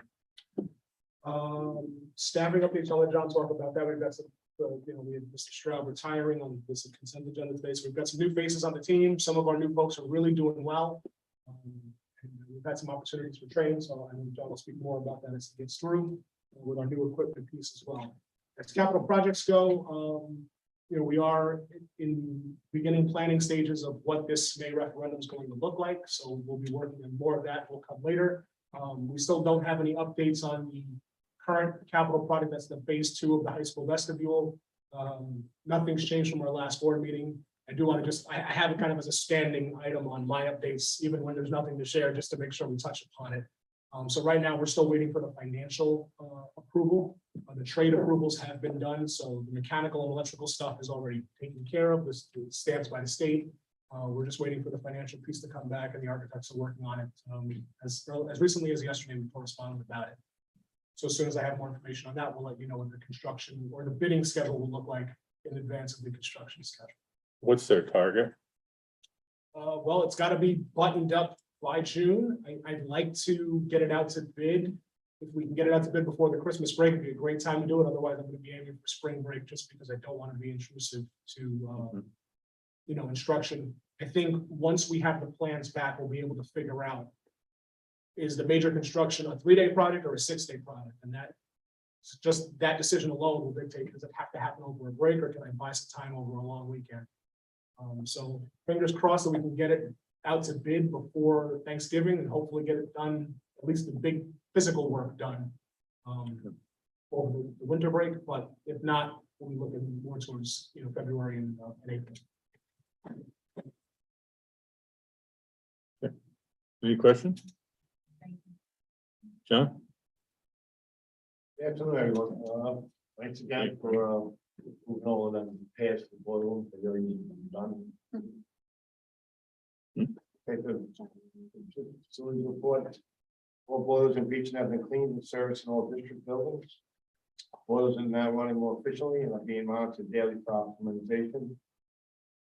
We keep track. We start the boilers at 6 o'clock in the morning, shut down at 8. You can tell how much fuel we're burning, and so far, keep our fingers crossed, we've burned about half the less fuel than we did last year. The cleaning that we did this year. Right. The maintenance crew and I attended the baseball field clinic in Pine Plains, and we learned a lot on how to maintain a softball and baseball fields. So we keep the fields in good shape. And things that I didn't know, and we really learned a lot of stuff like that. All hand sanitizer dispensers have been repaired and all operational. All up and running. In high school, all athletic fields will be maintained for sports. How does that, the drain you guys put in, didn't we just have a couple inches of rain one day? Yeah, the field, no, the fields are drying right out. So the puddling like it was. Right. So the guys are on top of the new team that we have up there, maintaining the fields, keeping an eye on it. So it really worked out when the guy came and fixed all the stuff that was good. Also at the high school and the middle school, estimates are being received for upgrades in sound system and lighting systems. So we can have better performances. The knowledge is always asking for an upgrade in the system, so they get estimates. And all the sport banners have been hung in the high school gym as per Mr. Hamill's direction. Our teams keep winning, so we get banners all the time, so we keep hanging them up, taking down the old. Middle school blackboard conversions to dry erase whiteboard continue as it's developed direction. The remodeling of the administrative office wing continues with completion of the assistant superintendent's office suite, including the flooring, new lighting, and new electrical outlets. So all the work is being completed by the facility staff. We don't have no electricians or nothing. The guys are doing a really great job. At Alden, estimates for digital exterior strobe lights when we do our lockdowns, being solicited contractors. There's some areas in there when the kids go outside in the back area by basketball courts that run. Just looking for like that, a couple of additional strobes. The guys in the seconds. Tree trimming is still ongoing. I'm getting some quotes marvelous for 2 large willow trees. And you probably know some by the stream, 2 large willow trees, and I'm leaning towards the road. Want to have a guy come out and take a look at it. It's falling down on the buses. I know the pre-K playground is finally open. New principal down there, she actually tested it out. She went down both sides, climbed up in there. It was a sight to see, but that out there. It should have, but all the K teachers came outside, went over the whole thing, they looked at it, and the kids going out there and it's like really great. All the automatic faucets that were running hot water, converted to cold water. So don't worry about no kids burning their hands.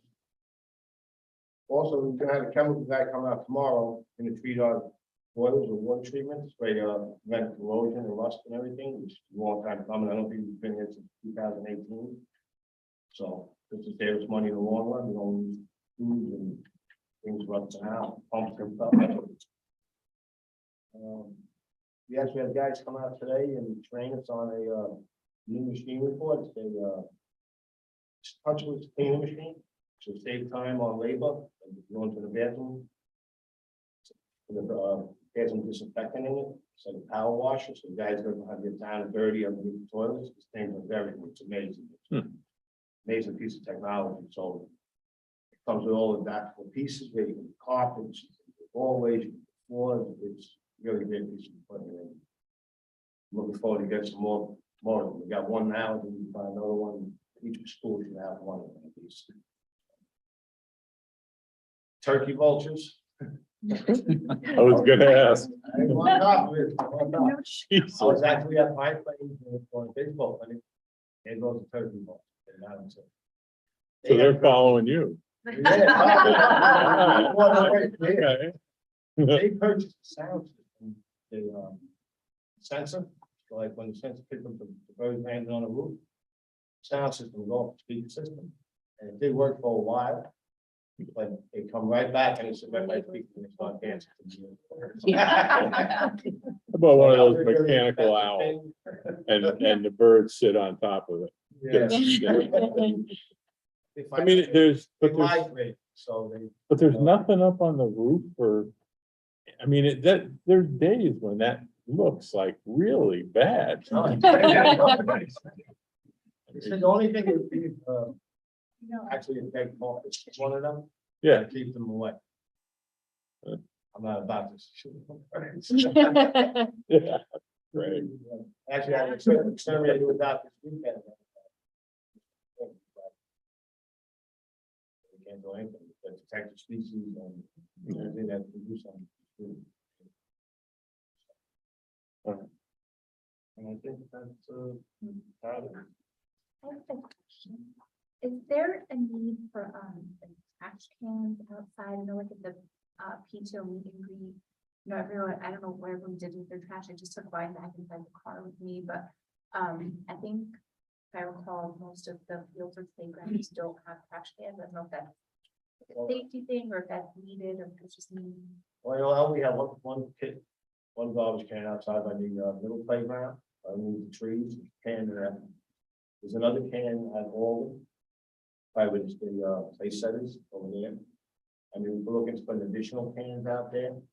We do have a can out there for when people go out to lunch and they play out here.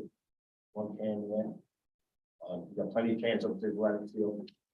And the high school right outside the doors, by the cafeteria and the main entrance, we have cans. But there are scattered cans all around exterior of the buildings.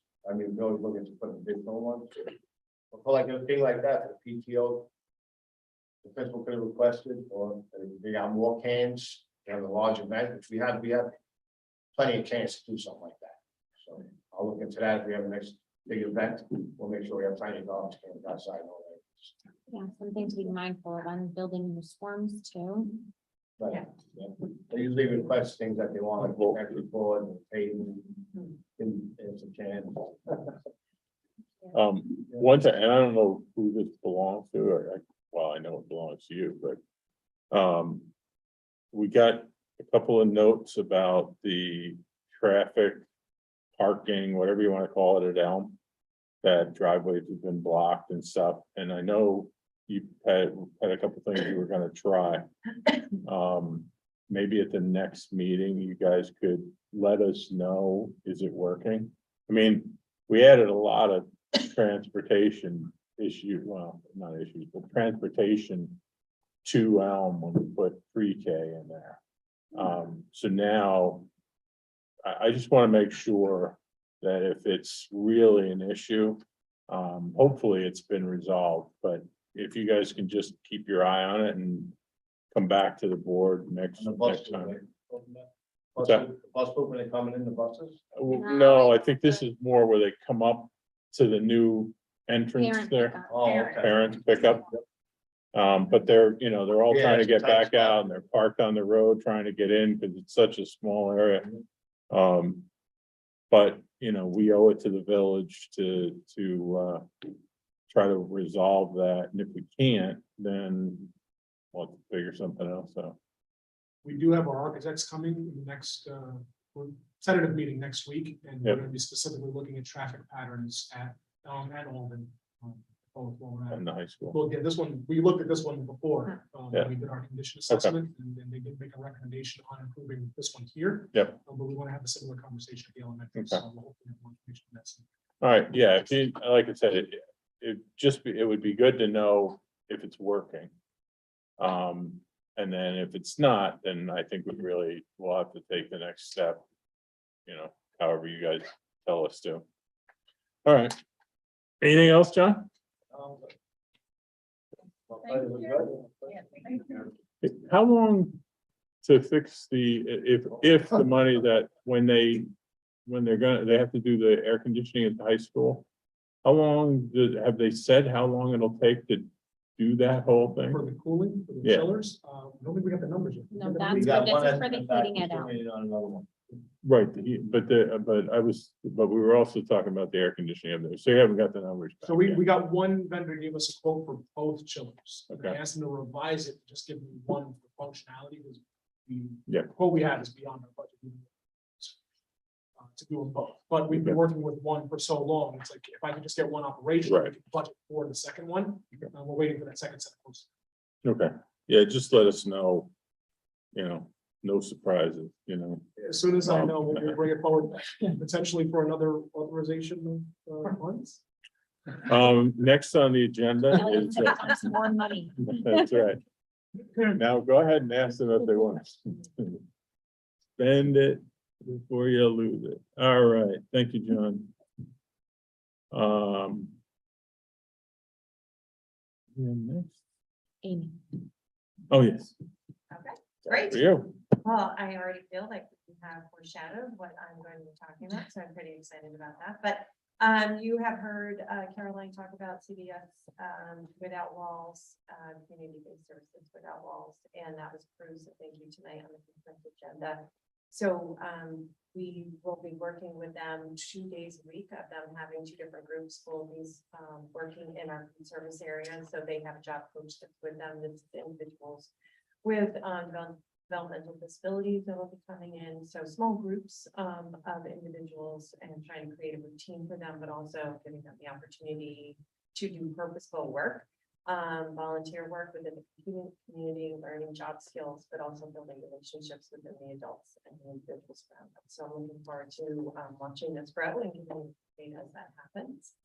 Also, you approved tonight, and thank you very much, the agreements to which Caroline spoke to. So I am working with 3 separate colleges. I've already met with Mount St. Mary's. I'm meeting with Mayor's College next week, and New Paltz Kid. We're just trying to set a date, so those are in progress. And this is an internship program. So it's something that I had worked on prior to COVID in this district. So now to come here and try to carry it forward after is very exciting. And this would entail working with cohorts of students who are in process of becoming teachers. So some at the undergrad level, some at the graduate level. So depending on where they are in their program. In the model that I'm working with Mount St. Mary's, they are working for the spring semester, if we were able to, because the semester's already been scheduled, if they could work and have their class days be Tuesday, Thursday, we would have Monday, Wednesday, Friday, in which they would send their interns to us. They would get our for undergrad on certified pay rate of $100, certified rate if they got their internship certificate from New York State for 125, but they would be devoted to us for that day. So the beauty is endless, but I'll hone in on a few of those things that we would be supporting students, future teachers in their craft, and they would be surrounded by the excellent teaching that we have here. They would be members of our community, and perhaps based on our opportunity to build relationships with them, perhaps future teachers with us, which is great. They also serve the immediate need of having staff shortages. So whether it's illness or I have presenters, consultants coming in from out of district and I can't get subs to cover those classes, having these individuals available to us, they could be building subs at that point and cover various teachers throughout the day. We could have them, depending on how many I'm able to get, we could have it 4 in the district. And on one given day, Elm has training, I would pull from the other buildings and have them go to Elm so that they could support that building during that training. So I'm very excited to see this unfold. I'm just trying to get to the point where they're, we know what they're scheduling and when they're available. Some disadvantages, like with Mount St. Mary's, is their distance from Millbrook. So we have to work with individuals who more likely than not are graduate students and may live closer to the Millbrook district versus living on campus, because that's a distance for them to drive. But hopefully, as we work further with them, having their classes on those Tuesday, Thursday, they're willing to come here on the other 3 days, knowing that they're building these relationships and getting to do that. So I'm looking forward to seeing how that goes. So That would be a fantastic. I idea. know, and then we know that they have the desire to be in education, and they're working with building their own practice, which is great. So even if they didn't become part of the Millbrook family, they have a really great piece that they're working towards on their resume.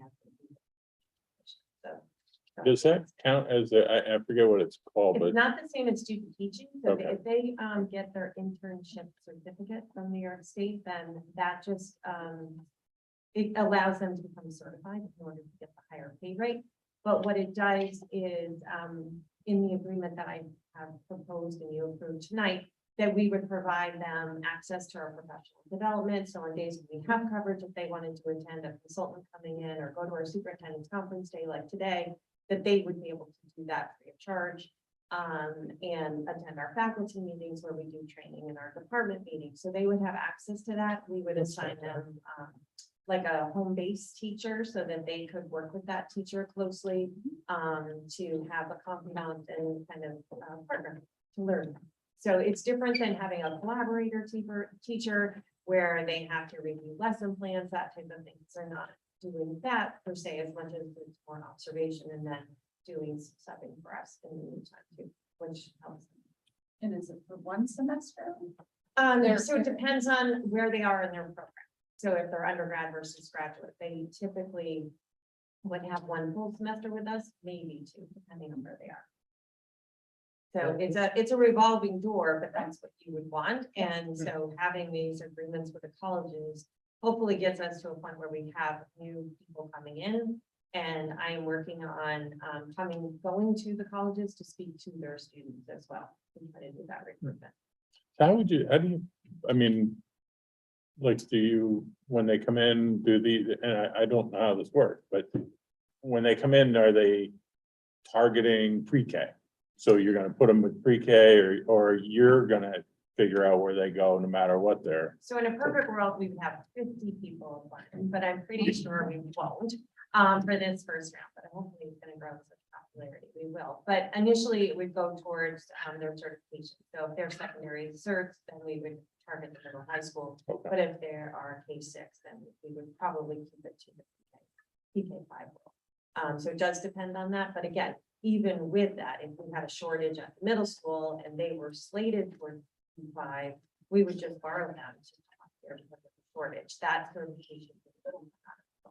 Cool. I like it. So that's exciting.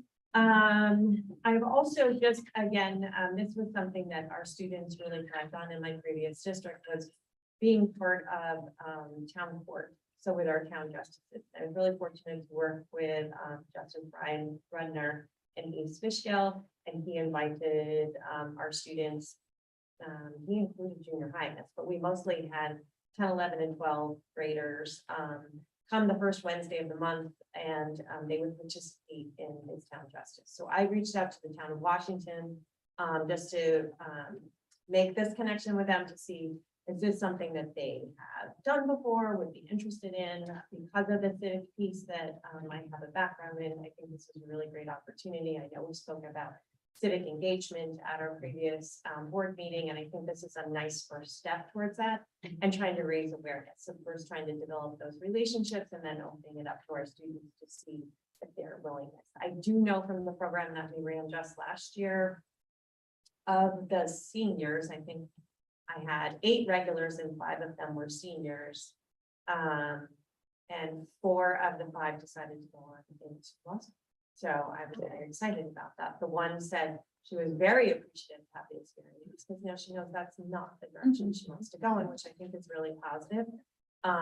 Because she got to see what it looks like from behind the scenes. So I'm hoping that I will have more to share on that. In addition, I've been working with BOCES and Irwin just to get a hold of like what our social media sites are. And then I have been trying to tag the Blazers in posts that I've done. So things that the staff has started to send me, or I have been posting, just trying to create a story for us to have with our community. So hopefully I can continue to grow that and get more posts going. I know BOCES has a goal for like 1 post a week. I'm trying to increase that to a day. So we will keep that going. So that's food to grow on, one to grow on. And instructionally, so I've been fortunate, Mr. Cabela's here, and he's been very good about putting department meetings on my calendar as I asked. It's great when it's on my calendar. I just go like a sheep, I just follow. And so I show up at these wonderful department meetings. It's been great to meet each of the departments in smaller groups, so I can get their names better, and just hearing what they're sharing and what they're highlighting and where they would like support. So that's been wonderful. I look forward to continuing that with the high school as well. At Elm and at Alden, I have been spending time with each grade. We met with a staff developer who was hired prior to me being here to focus and continue the work that's happening in literacy, and with the work that we've done in Readers Writers Workshop. So that we've already had 2 days with her, and she's coming again next Monday. Again, this is where the sub shortages come in, because I would like to have the teachers have even more time. But thanks to my fearless leaders over here who staffed classrooms for me, so I could pull teachers from their classrooms to have time with this consultant. You know, that's how we make things work here. We're a team effort. So we really are focusing on the transition years to make the most. So we're putting a lot of Tracy's time into PK, because that's obviously the foundation of the work that we do here. So we are looking at the goals by mid-year and end of year that we have for our students, and what is developmentally appropriate for our pre-K students, because as we've said previously, it's not like a light kindergarten, right? So there's developmental things that our pre-K students should be exposed to, and anywhere from, is it more appropriate for them to hold a pencil and start practicing their letters, or use other tools such as tweezers or tongs to try to practice the grips that we use when it's time for us. The other grades that we're focusing on, grade 2, because we feel like that grade is a transition year going into 3rd grade. So we really want to focus on where we're seeing our students using the data, where are their strengths, where are their areas of growth. So we can do that catch up now before they're transitioning into 3rd grade. And then we're also going to be working with 5th grade for the same reason, because we want to make sure that they have the foundation skills that they need to help them be successful when they get to 6th. So for the rest of the grades, we're using our faculty and department time for those individuals that are in that area to support their knowledge and growing in that work. And as mentioned, we had a really successful superintendent conference day. So Our school counseling team worked with Samantha Wolfberg and Alex Janowski as well to make sure that our plan is up to date and have it posted where it needs to be. So they're finalizing some of those changes and revising some lessons as needed. We also had two trainers work specifically with P5. So Branching Minds is our social emotional learning platform that we're working with. And they worked K-12 today, but half of that for half of the day for P5, that was on the social emotional training. And the other half, which I was able to attend, was Eureka training. So as you know, that's also a K-12 program, and our teachers are making sure that they're aligned. These are aligned with New York State and the modules, so it's just making sure that that vocabulary is starting. And when you roll something out in 12, that can be somewhat uncomfortable for students if they haven't been exposed to vocabulary before. So what tools do our teachers need in order to make for a smooth transition? So that's what the focus of today was for that. At the secondary, I work with teachers in the morning, specifically on looking at the data. So one of the pieces through my walks with teachers and meetings was, we have all this data, but what do we do with it? So that was the focus for an hour and a half this morning. We really took time to kind of identify what we predicted to see in our data. And then from those predictions and carrying out, identify, well, what are two things that we could focus on from that list that by just doing those two things, we know we would be able to improve on those areas. And then from that, we looked at our data to see if anything surprised us, and it usually doesn't, but it gave us an opportunity to look at the data and then put plans into place as to what we could do to support that. And that led into the part two of my conversation, which was looking at when we're a district as small as Millbrook, we don't necessarily have what I came from, which are common assessments, because we don't necessarily have someone that's also teaching the same course that I teach. So I have my assessments. So when you don't have that ability to collaborate, so what other things can we look at? So looking at the standards, they took assessments that they have in place and looked at the frequency of which certain standards may pop up throughout their assessments to see if a standard is being assessed more regularly than another, or are there any standards that are not being assessed? So that was good work that we did in the first half of the day, and follow-up work to happen in the department meetings that I have coming up with those individuals. I'm also really excited about the training that Caroline was able to put together for our TAs and monitors. So as she had mentioned at the last meeting, the situational awareness and active supervision, specifically for those large group areas, which we got really good feedback on from the participants, and also CPR, first aid, Heimlich, diabetes. So it was a really great use of that time for those individuals to feel a little bit more secure in those safety areas. And then I know that Elliot worked on incorporating digital fluency for our special area teachers, P5. So another really comprehensive day for our staff, and all that in a clinic. So I don't know, even put a Band-Aid on it. So we are good. So thank you. Very good. Questions? That internship thing, it's pray about that. Yeah, me too. I'm keep doing it. Gotta get the teachers, get the students involved. So Great. it's a process, and now we gotta get them to come. We're gonna build it, and then it's gonna be build and transfer. Keep it quiet so the Yeah, other districts don't feel it. Sadly, I already know officers doing it. We don't build it. So we'll share. This, yeah, 50,000 followers.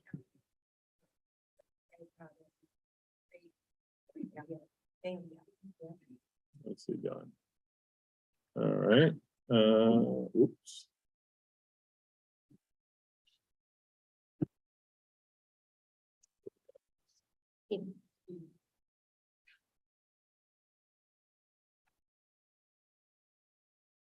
All right. Sorry about that. All right. Steve. So here at the middle school, big theme here has been just getting back to being learners. You know, we spent so much time without our traditional education that we appreciate so much. Now, so even before the teachers, the students got here, I would be remiss if I don't bring up the work that the facilities group did. This building was completely different. It's beautiful. We really structurally set this building up for the ideas that we had in previous years. So whether it's looking down that new sixth grade hallway and seeing the areas to breathe, but we've also spread out the sixth grade lockers so that now all the sixth graders do have a little bit more space in between one another. I think this is just another added component to their transition here in middle school. We've also moved a huge chunk of lockers to the upper levels where the majority of the seventh and eighth grade classes are. So this is just basically help to facilitate having kids having their things where they need to be when they need to have them. I really can't say John's crew. We had an idea, we talked about it. He said, "Oh my God, do you know how much of a problem this is going to be?" I said, "Yes." And he said, "All right, we're going to do it." And they did. They did it and they worked so hard. I just can't say no. So we were able to come into this school year to really hit the ground running on all the other things that we want to get back to the answer. So I've got all the bullets on here and I'm not going to go over all of them, but what we really wanted to prioritize was starting with our teachers and making sure that they had everything they needed to be successful. So you'll notice there's a lot of trainings in there that they've been doing, whether it's with the new math that's coming down that we're generally this year working on, whether it's getting all of these other safety protocols in, really prioritizing again these departmental meetings where we're talking about our practices at all of the different minor team levels, so that as we get out to a bigger building, we're all doing things in the same fashion. We're at the point right now where we've done our beginning of year assessments. So we do have our benchmark data in both math, ELA, and we also have our SRI benchmark assessments. All of this is the data we use to kind of jumpstart what we're doing when we're looking at student work. As we move down towards the end of the year, we start to try to figure out and personalize every student's individual. So that's been off to a really great start. We've been getting back to doing all our safety drills and we've been altering them. So we've been getting in the habit of, we have a bunch of new staff here. So when we do things like an evacuation drill, we like to bring people to situations. We've been prioritizing the new teachers and we've been going to them. We've been saying, "Hey, there's a fire, it's right there. What do you do?" And we say, "Pull fire alarm. What's the nearest fire alarm?" Go to find it. They physically actually pull it. We've even started to do this with students. So we had a student in the hallway the other day, wonderful seventh grade student who's had his locker. He didn't know what was coming. I said, "Hey buddy, if there was a fire right at that door, what would you do?" He said to me, "I would pull the fire alarm." I said, "There's the nearest one." He said, "It's right there." I said, "Pull it." He said, "It's a trick." I'm not. He did. I said, "I'm the principal, I swear. I'm saying you can do this." So he did. He went and pulled the fire alarm, and then we used where he saw that fire as a block fire exit. So I stood there and I said, "I'm a fire, I'm a fire." And all the kids had to go and redirect themselves to a different location. It went really, really well. So those things are going really, really well. We're back to doing things at Spirit Week, which high school is nice enough to us join. Our fall sports are off to a great kickoff. Clubs have begun. Our AIS and support programs after school, after today, will be getting started as well. So like I said, we're just really back to being Blazers. I'm really, really proud and very happy about the start of our year. Once the kids did get here, it was also about setting standards and expectations. So we both middle school as well as in high school, we've been bringing kids together in assemblies and talking about different parts of the protocol that are important and what we expect when you are a Blazer. We've been carrying that over to smaller conversations in home bases. So in there, they've been talking about what pride is, what does it look like in different spaces in the building. They've been talking about what are all the clubs that we offer and how can we get involved. We talked about what the expectations are for things like cell phones and backpacks and getting from here to there, riding the late bus after school. We've been really explicit in what we expect of our students, and I just got to say, on top of the incredible support we have from families in the community, it's been a really smooth transition. We've had very, very, very, very few issues that have been needed to be referred through the referral process. Kids are doing the right thing. In their locker, they put bags away, their cell phones are in there. And they're just off to a really great start. And I really think the families at home too, because it's very evident that we've been supporting that. So I think that very much some upcoming events. Caroline mentioned before, we will be hosting Family View on October 18th. So we're really excited to have a conversation with the community and tell them about how we are providing social emotional learning for our students. here at Millbrook Middle School. And by and large, also, we want to talk a lot about some of the supports that are out there for families, so they know not only what we're doing, but also what's out there for them to support them, not only here in the building, but in the community as well. So that's going to be a really exciting moment this year. Scholastic Book Fair, PTO always does great, coming up in October. And then Halloween, we're, like I said, back to being Blazers. The kids love their Halloween parade. So that'll be really exciting. And then going a little bit further in the future, into November, we'll also be having our Veterans Day breakfast, which is always a really huge, exciting thing that we do here. And I guess in closing, the biggest thing is we just move back to business. And I can't say that the kids have responded incredibly. They're excited. When you're in this building, kids are saying hello to one another, teachers are out in the hallways talking to kids, everyone's very positive. That's been a great start to the year. I really can't say no. Questions? The after school, when teachers stay after school, how did that come about? Was it student driven, parents, teacher, you, like, how did that come about? And I guess, are we looking to roll it out in other schools? So there's a few different things that happen. So we, here at the middle school, we do have 3 secondary positions, one of which is a math specific help, and ELA specific help. And we have the learning center, which is Tuesday, Wednesdays, and Thursdays.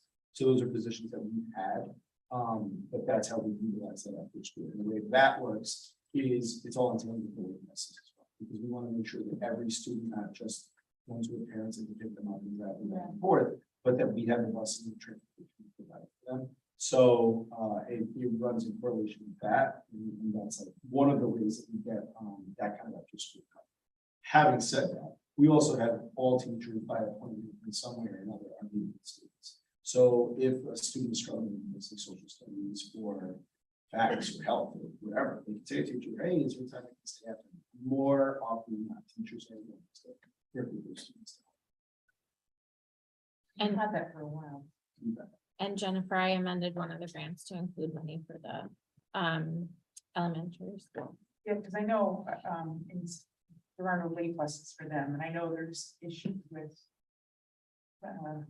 equity, equality, whatever word you're supposed to use, with, like, if I want my kid to stay, I'm able to pick them up, but your child can't, you can't pick them up, so I know that, but, I not being in the middle school, like, any children in the middle school, I think that's fantastic, and especially because like reading math is new and probably other things that, yeah, if there's anything like that to extend grants, that would be awesome. And kind of just to put a little bow on it, the middle level students just say, right, this is that time where you're bringing this children so quickly.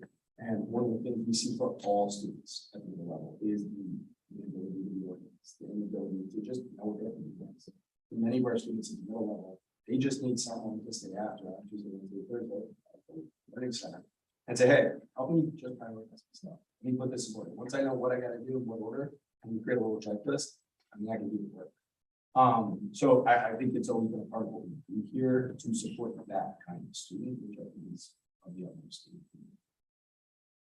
It's always been something really good. We've got 3 teachers that are coming on board to do it. Appreciate them doing that. So, yeah, hopefully support all the things that are coming. Thank you. Yeah.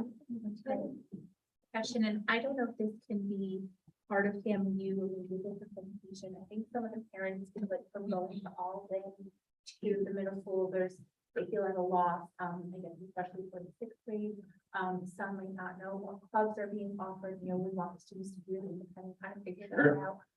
But is there a way to set up some sort of presentation, maybe in conjunction with about these are the clubs available, this is what entails, these are the courses available. And I know some of my questions were, is there a description of the courses, if you're really focused on getting to that engineering path, these are the courses you have to take before you get to the higher level. If there's an honors program. So if there's anything that can be more explanatory to parents as to what is being offered, what courses are, description of courses, descriptions of clubs, maybe meeting with advisors, what the advisors have planned for the year. So I don't know if it's too short to add within your. So that's not something I think we can include into the family U, only because the family U is very specific to the social emotional learning that we're doing here. But what I will tell you is well before any of that, back when our sixth grade parents were fifth grade parents, and we were working on the transition, we did host 3 different meetings with those families. So we hosted one that's just for the parents, where we talk to them about the things that are upcoming, many of the things we're talking about right now at the middle level. And then again, in the summer before the kids ever get here, we host a dual transition meeting where you have the kids here as well as the parents, and they're going into very different transition journeys. One is very much like what do the parents want to know, things like clubs and tracks and all of those things. Things kids care about is going to see their locker, feeling their space, meeting a teacher, and walking around. So we've done it from that perspective. The other thing I would tell you is a lot of the things that you just mentioned are the things that have been attached in newsletters that have been coming out monthly or are available. So I know, for example, in the last newsletter, one of the things said, clubs are coming out. And we put out the calendar, there's a link in there for the calendar for the clubs and the description of what all the clubs are, when you meet, all that good stuff.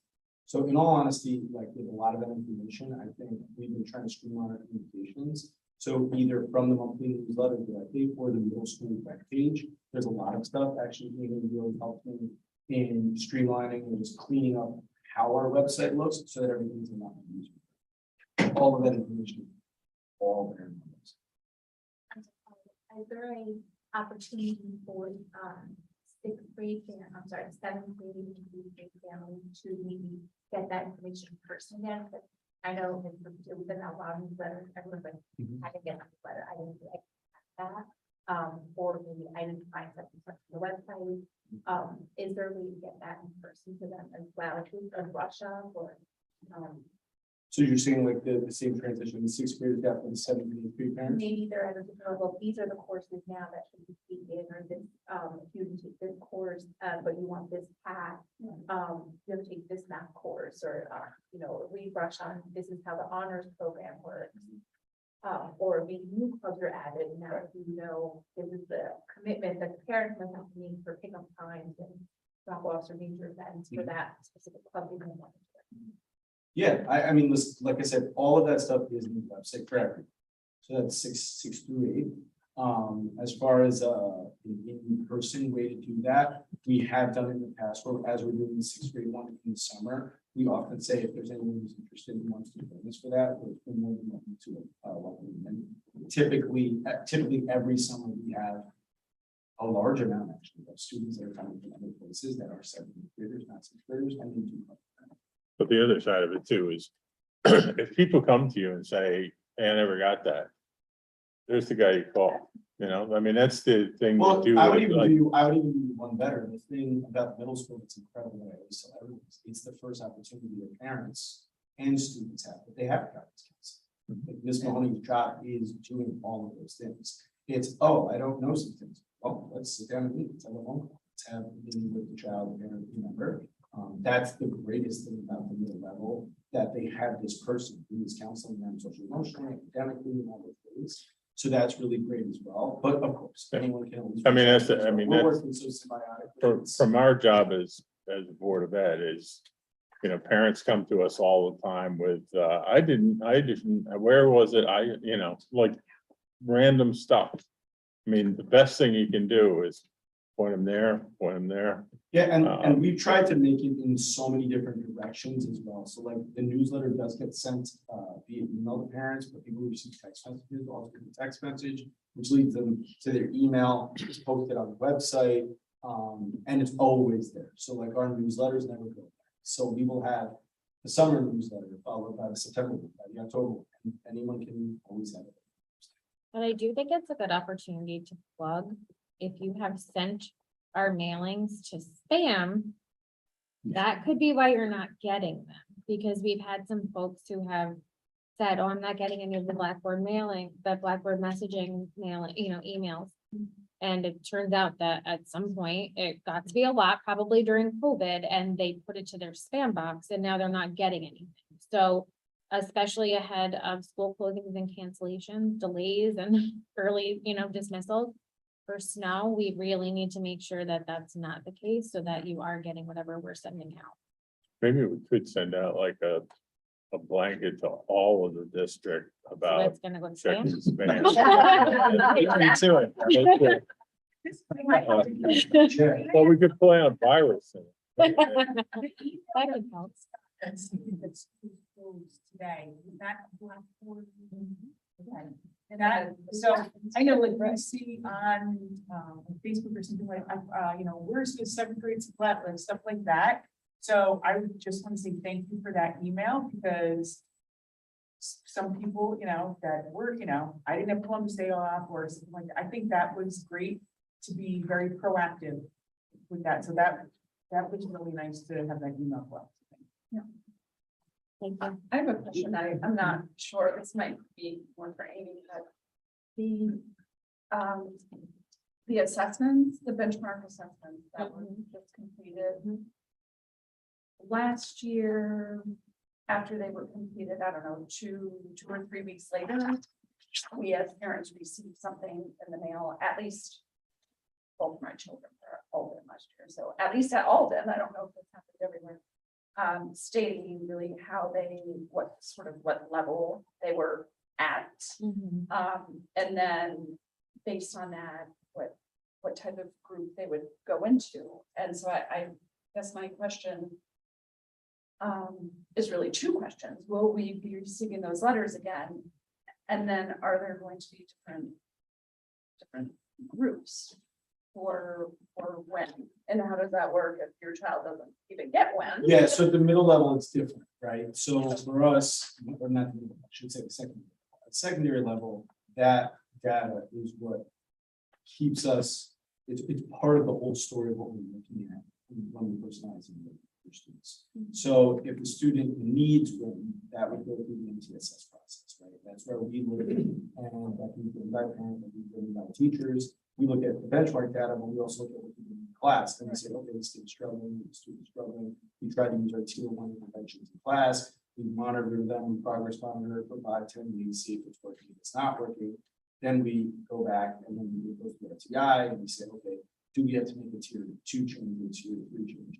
So that would be adding a class like WIN. So we take that really seriously at the secondary level because the reality is that when you add, it also always needs visual training.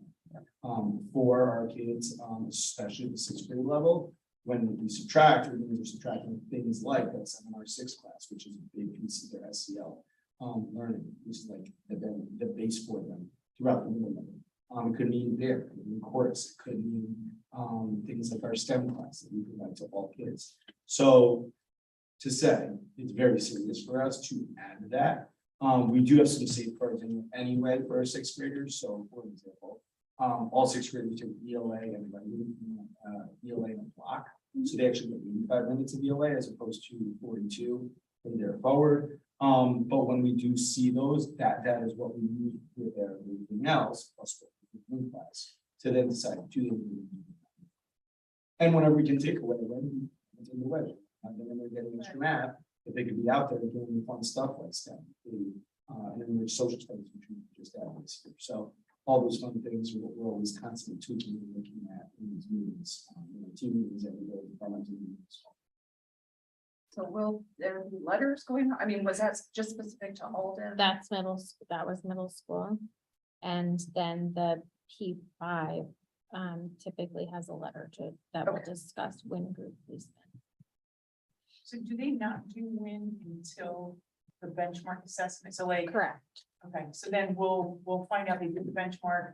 As Alden parents, we would get a letter and it says you're in whatever it is, and then they institute a WIN period. Yep. So if you think of the idea as WIN is an intervention, right? So first we have to create the baseline data that suggests that a student may need intervention. And part of that is not just this benchmarking, right? But it's also looking at classroom performance and the implementation of tier 1 supports. And then looking at a response or lack thereof to those tier 1 supports and interventions to be able to say, if the trend line for the grade is going this way and this child is going this way, trending away from the line, right? Or maybe just staying the same, then it suggests that maybe we need to do something different. And that's where those more intensive supports of a WIN class may come in. There's also those kiddos that the trend line's going this way and they're going this way, right? They probably don't need an intervention necessarily, but We also want them to be able to make as much growth as possible within reason. Because we don't want them to leave any skilled gaps by just moving quickly, but we're able to give them some enrichment. So that's how that gets determined, but we need data to be able to say that. Some students grow over the summer, some students regress over the summer, so be able to get that picture after a couple of weeks of instruction to sort of wake those brains back up. And then we make some of those decisions, and that's where the letters come from.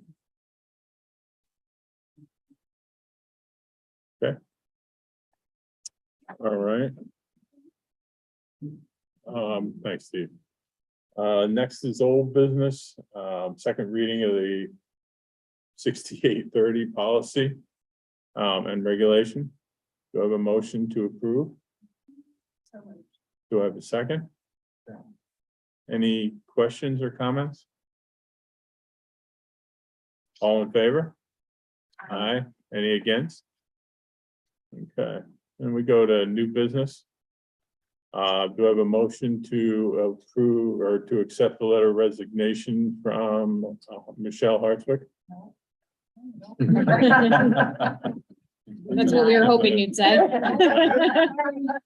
All right, I guess I have to stay home alone.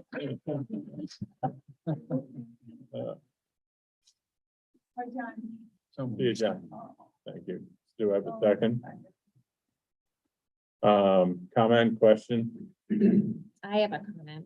Michelle has been in the district for 28 years. She's an integral part of what we do here, and she will be sorely missed, but I did make sure I let her know that we have plenty of projects whenever she is available to come back. This is one of those that I. Like there's some resignation, but like when your kid is so young, you don't know a lot of them that resign. And I met Michelle when I was signing Catherine up for kindergarten, and there was some kind of like power outage right before this. This was, what year was it? And she and I had a nice discussion about what we were doing at home without power. How my husband and I would play Scrabble, this and that. And she's like, my husband, and then I'm not gonna finish the rest of the story. I wasn't home. She and I like clicked that way. Yeah. I will definitely, even though my daughter's not at home, she's great and I will miss her. And thank you for your service. Don't call her because you won't get more than 3 words without her sobbing on her. Yeah. It's a huge decision for her. But all right, all in favor? Aye. Any against? All right, discussion of the NISBA proposed resolutions. Tina, you're our voter, so you want to take us through this? Sure.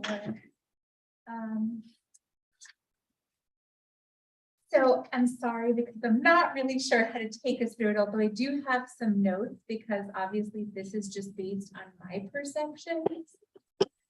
So in my opinion, most of them seem from like what have been in discussions before with the board and how I take our perspective to be as a board. Based on my opinion, I think we would probably be in favor of the resolutions, which I will summarize are one, ensuring that there's appropriate mental health staff for students, ensuring there's adequate transportation for students, supporting a universal pre-K statewide, some room to change caps on budget is how I understood it to be.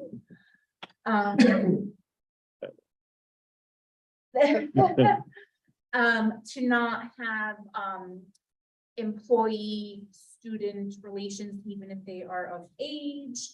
One of my favorites was to allow for stipends for board members. If the board voted that way. Having high quality meals for students, a lot what we discussed, and so what I thought we would probably vote in favor of restricting gun laws, making it increasing safety standards. So I will bring your attention more so to what I think is a differing of opinion, possibly. So I'm just. I'm sorry, so one of them is to have county control over communicable disease related decisions instead of statewide. So that was one that we may want to discuss. Another, and then also numbers 36 through 40 in the resolutions and 43. And so 36 is a proposed resolution that districts should control their own learning topics that are not pertaining to standard academic subjects. The committee voted, so these proposals were made, and I guess the committee had given feedback. The committee voted against this to ensure uniform expectations. So most of 36 through 40 and 43, the committee voted against because they want to ensure uniform standards. So number 37, parents have final say in kids' medical treatment and what is taught to them in school and to withdraw from certain curriculum. The committee stated parents already have rights to review educational material, which already exists, and that there's different expectations in public school than in private school or homeschool. Number 38, religious or moral objections to immunization. Is the resolution. The committee found value in student vaccination requirements, and current law already has medical exemption. Number 39, I wasn't so sure if this would be an issue. It's about zoning to eliminate single occupancy tax. And so in my mind, I thought, is this the situation where all those new condo units were built by Adams, and is that being treated as single occupancy? But there's so many residents, and so they felt, I'm not sure if that was in my mind how I imagine that situation to be, is they're not getting additional tax, and so they're saying, well, maybe you need to I guess increase the tax, or if this is going to affect our schools, not have enough budget for all those incoming students, because that's like a multi-unit development. So I don't know if someone wants to explain to me that that's not the situation, but that's how I took it to be.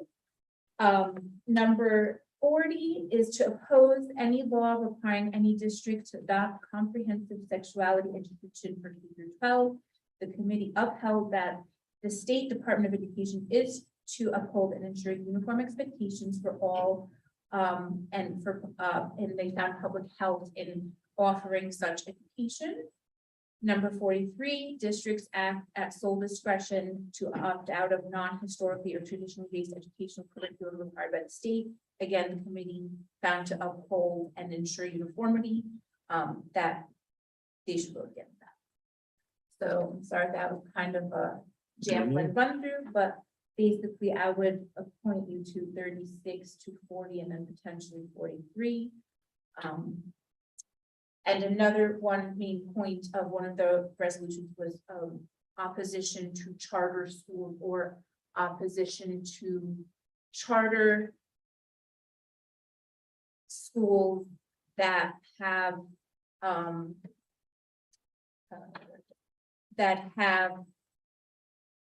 goals or education plans different from traditional districts. Do we have the list as to how what NISBA is proposing, like support this, don't support that? Okay. Sorry, Sharon. I attached it. It's in there? Is it that the voting delegates guide? Yeah, so if you, I, yeah, in the voting delegates guide, if you Right. scroll down, it shows what they proposed, approved. where? Keep out like page 9. 10. Yeah, Page page 10. 10. Well, actually, it starts on page 9, so it starts where they recommend resolution committees for adoption. So Right, those are all the ones they're recommending. And then it says. Oh, not okay, recommended okay. in the top Right section. okay, So I got it. Votes against, that was how I was reading it. I think you like, maybe votes against. Well, and the resolutions under each one was from Yeah. them as well, right? Yeah. So the committee that you Yes. had mentioned, that was. Yeah. Correct.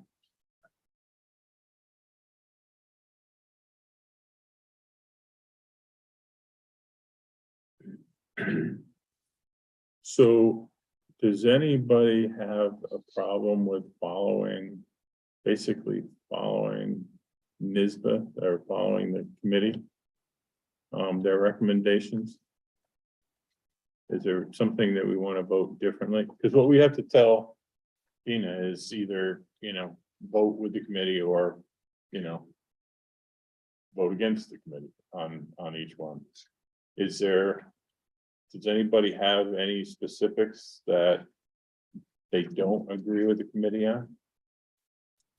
No, the question should be, Dina, did you read most the ones that the committee agrees with, and do you personally see problems with any of them? Yes, thank you, Howard. So I did read through all of them and what the committee recommended, and that's why I was bringing to your attention, because the ones that the committee is seeking to not recommend, in my opinion, I agree with the committee. Okay.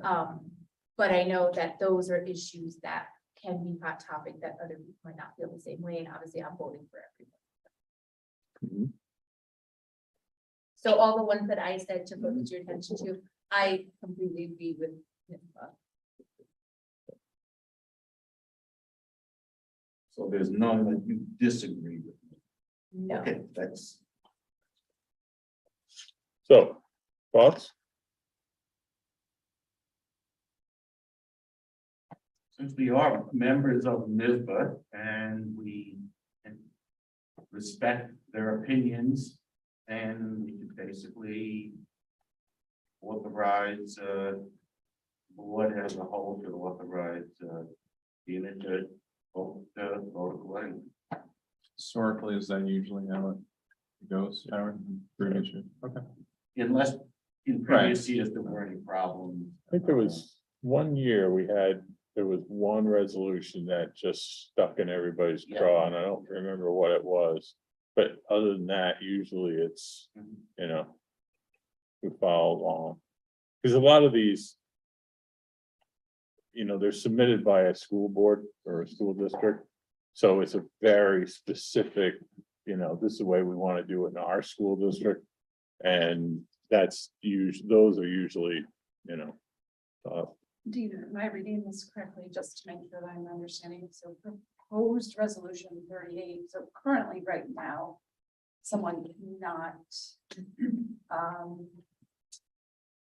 be exempt from receiving a sort of the immunizations that are state mandated due to the religious exemption, I think went out the window a few years ago, correct? To my knowledge. So, and the way this is worded, there are still some medical exemptions. Yeah, there's Not- medical, but what this is bringing up is that if the proposed resolution, if I'm understanding correctly, would be that that families could use a religious exemption again for immunization. So, I don't know, I think that would be, speaking to like parental choice, that would be the only one that perhaps I have to think about, but if the rest of the board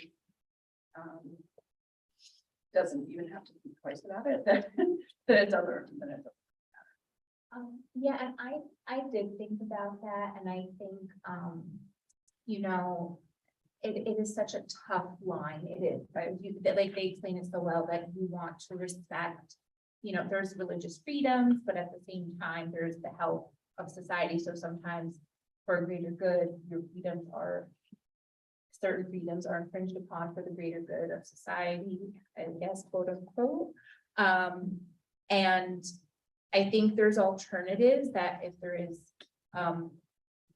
there's religious schooling, there's private schools, there's homeschooling. I think when we have seen a rise recently in polio in New York, that's frightening. And so that's kind of something that came to my mind. well, in the past, even really before COVID, there was there were people that would say like, well, my religion, my religion doesn't allow me to have sharp metal objects put in my arm. And so I should not have to immunize anything at all. You know what I mean? You can blur that religious line in any direction you want.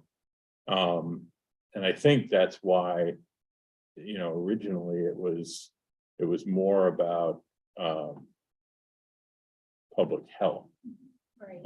Can I just clarify something from the board, though? I just wanted to be clear that when you say you can go to private schools or religious schools, you can't, but you can't use any public school transportation.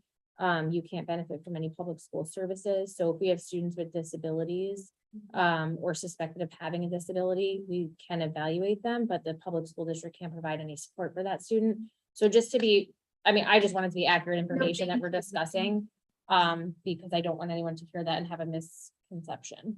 Also, if you read the explanation of the NISBA Resolutions Committee, where it does state and accurately so, the committee also recognizes that current law permits medical exemption currently, so from the requirements. So there is law on the books, case law on the books to that maybe people aren't happy with, but it currently exists. So the rationale for this is well founded. But they're advocating for the reinstatement of the religious and moral.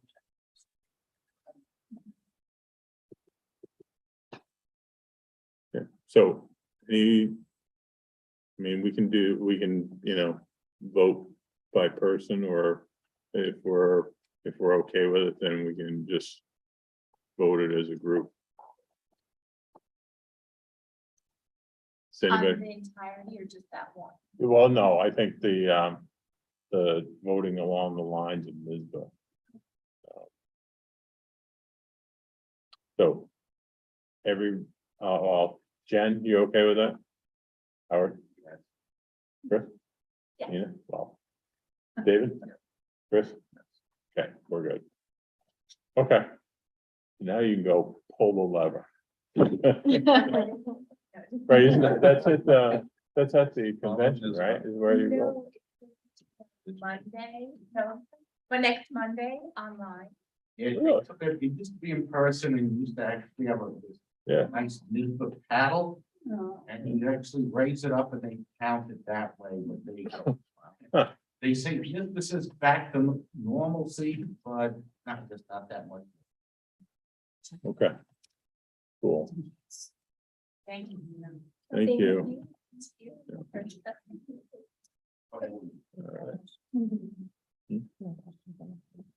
Okay, so we have no questions from the public. Okay. The future agenda items are there for your dancing entertainment. We have a couple of things that we need to discuss in executive session. Before we do that, we may come back from executive session having made some decisions which require action, so just don't want anybody to say, well, the meeting's over. So do I have a motion to go to executive session? Do I have a second? Second. All in favor? Aye. Any against? Okay. About 5 minutes? 5 minute break?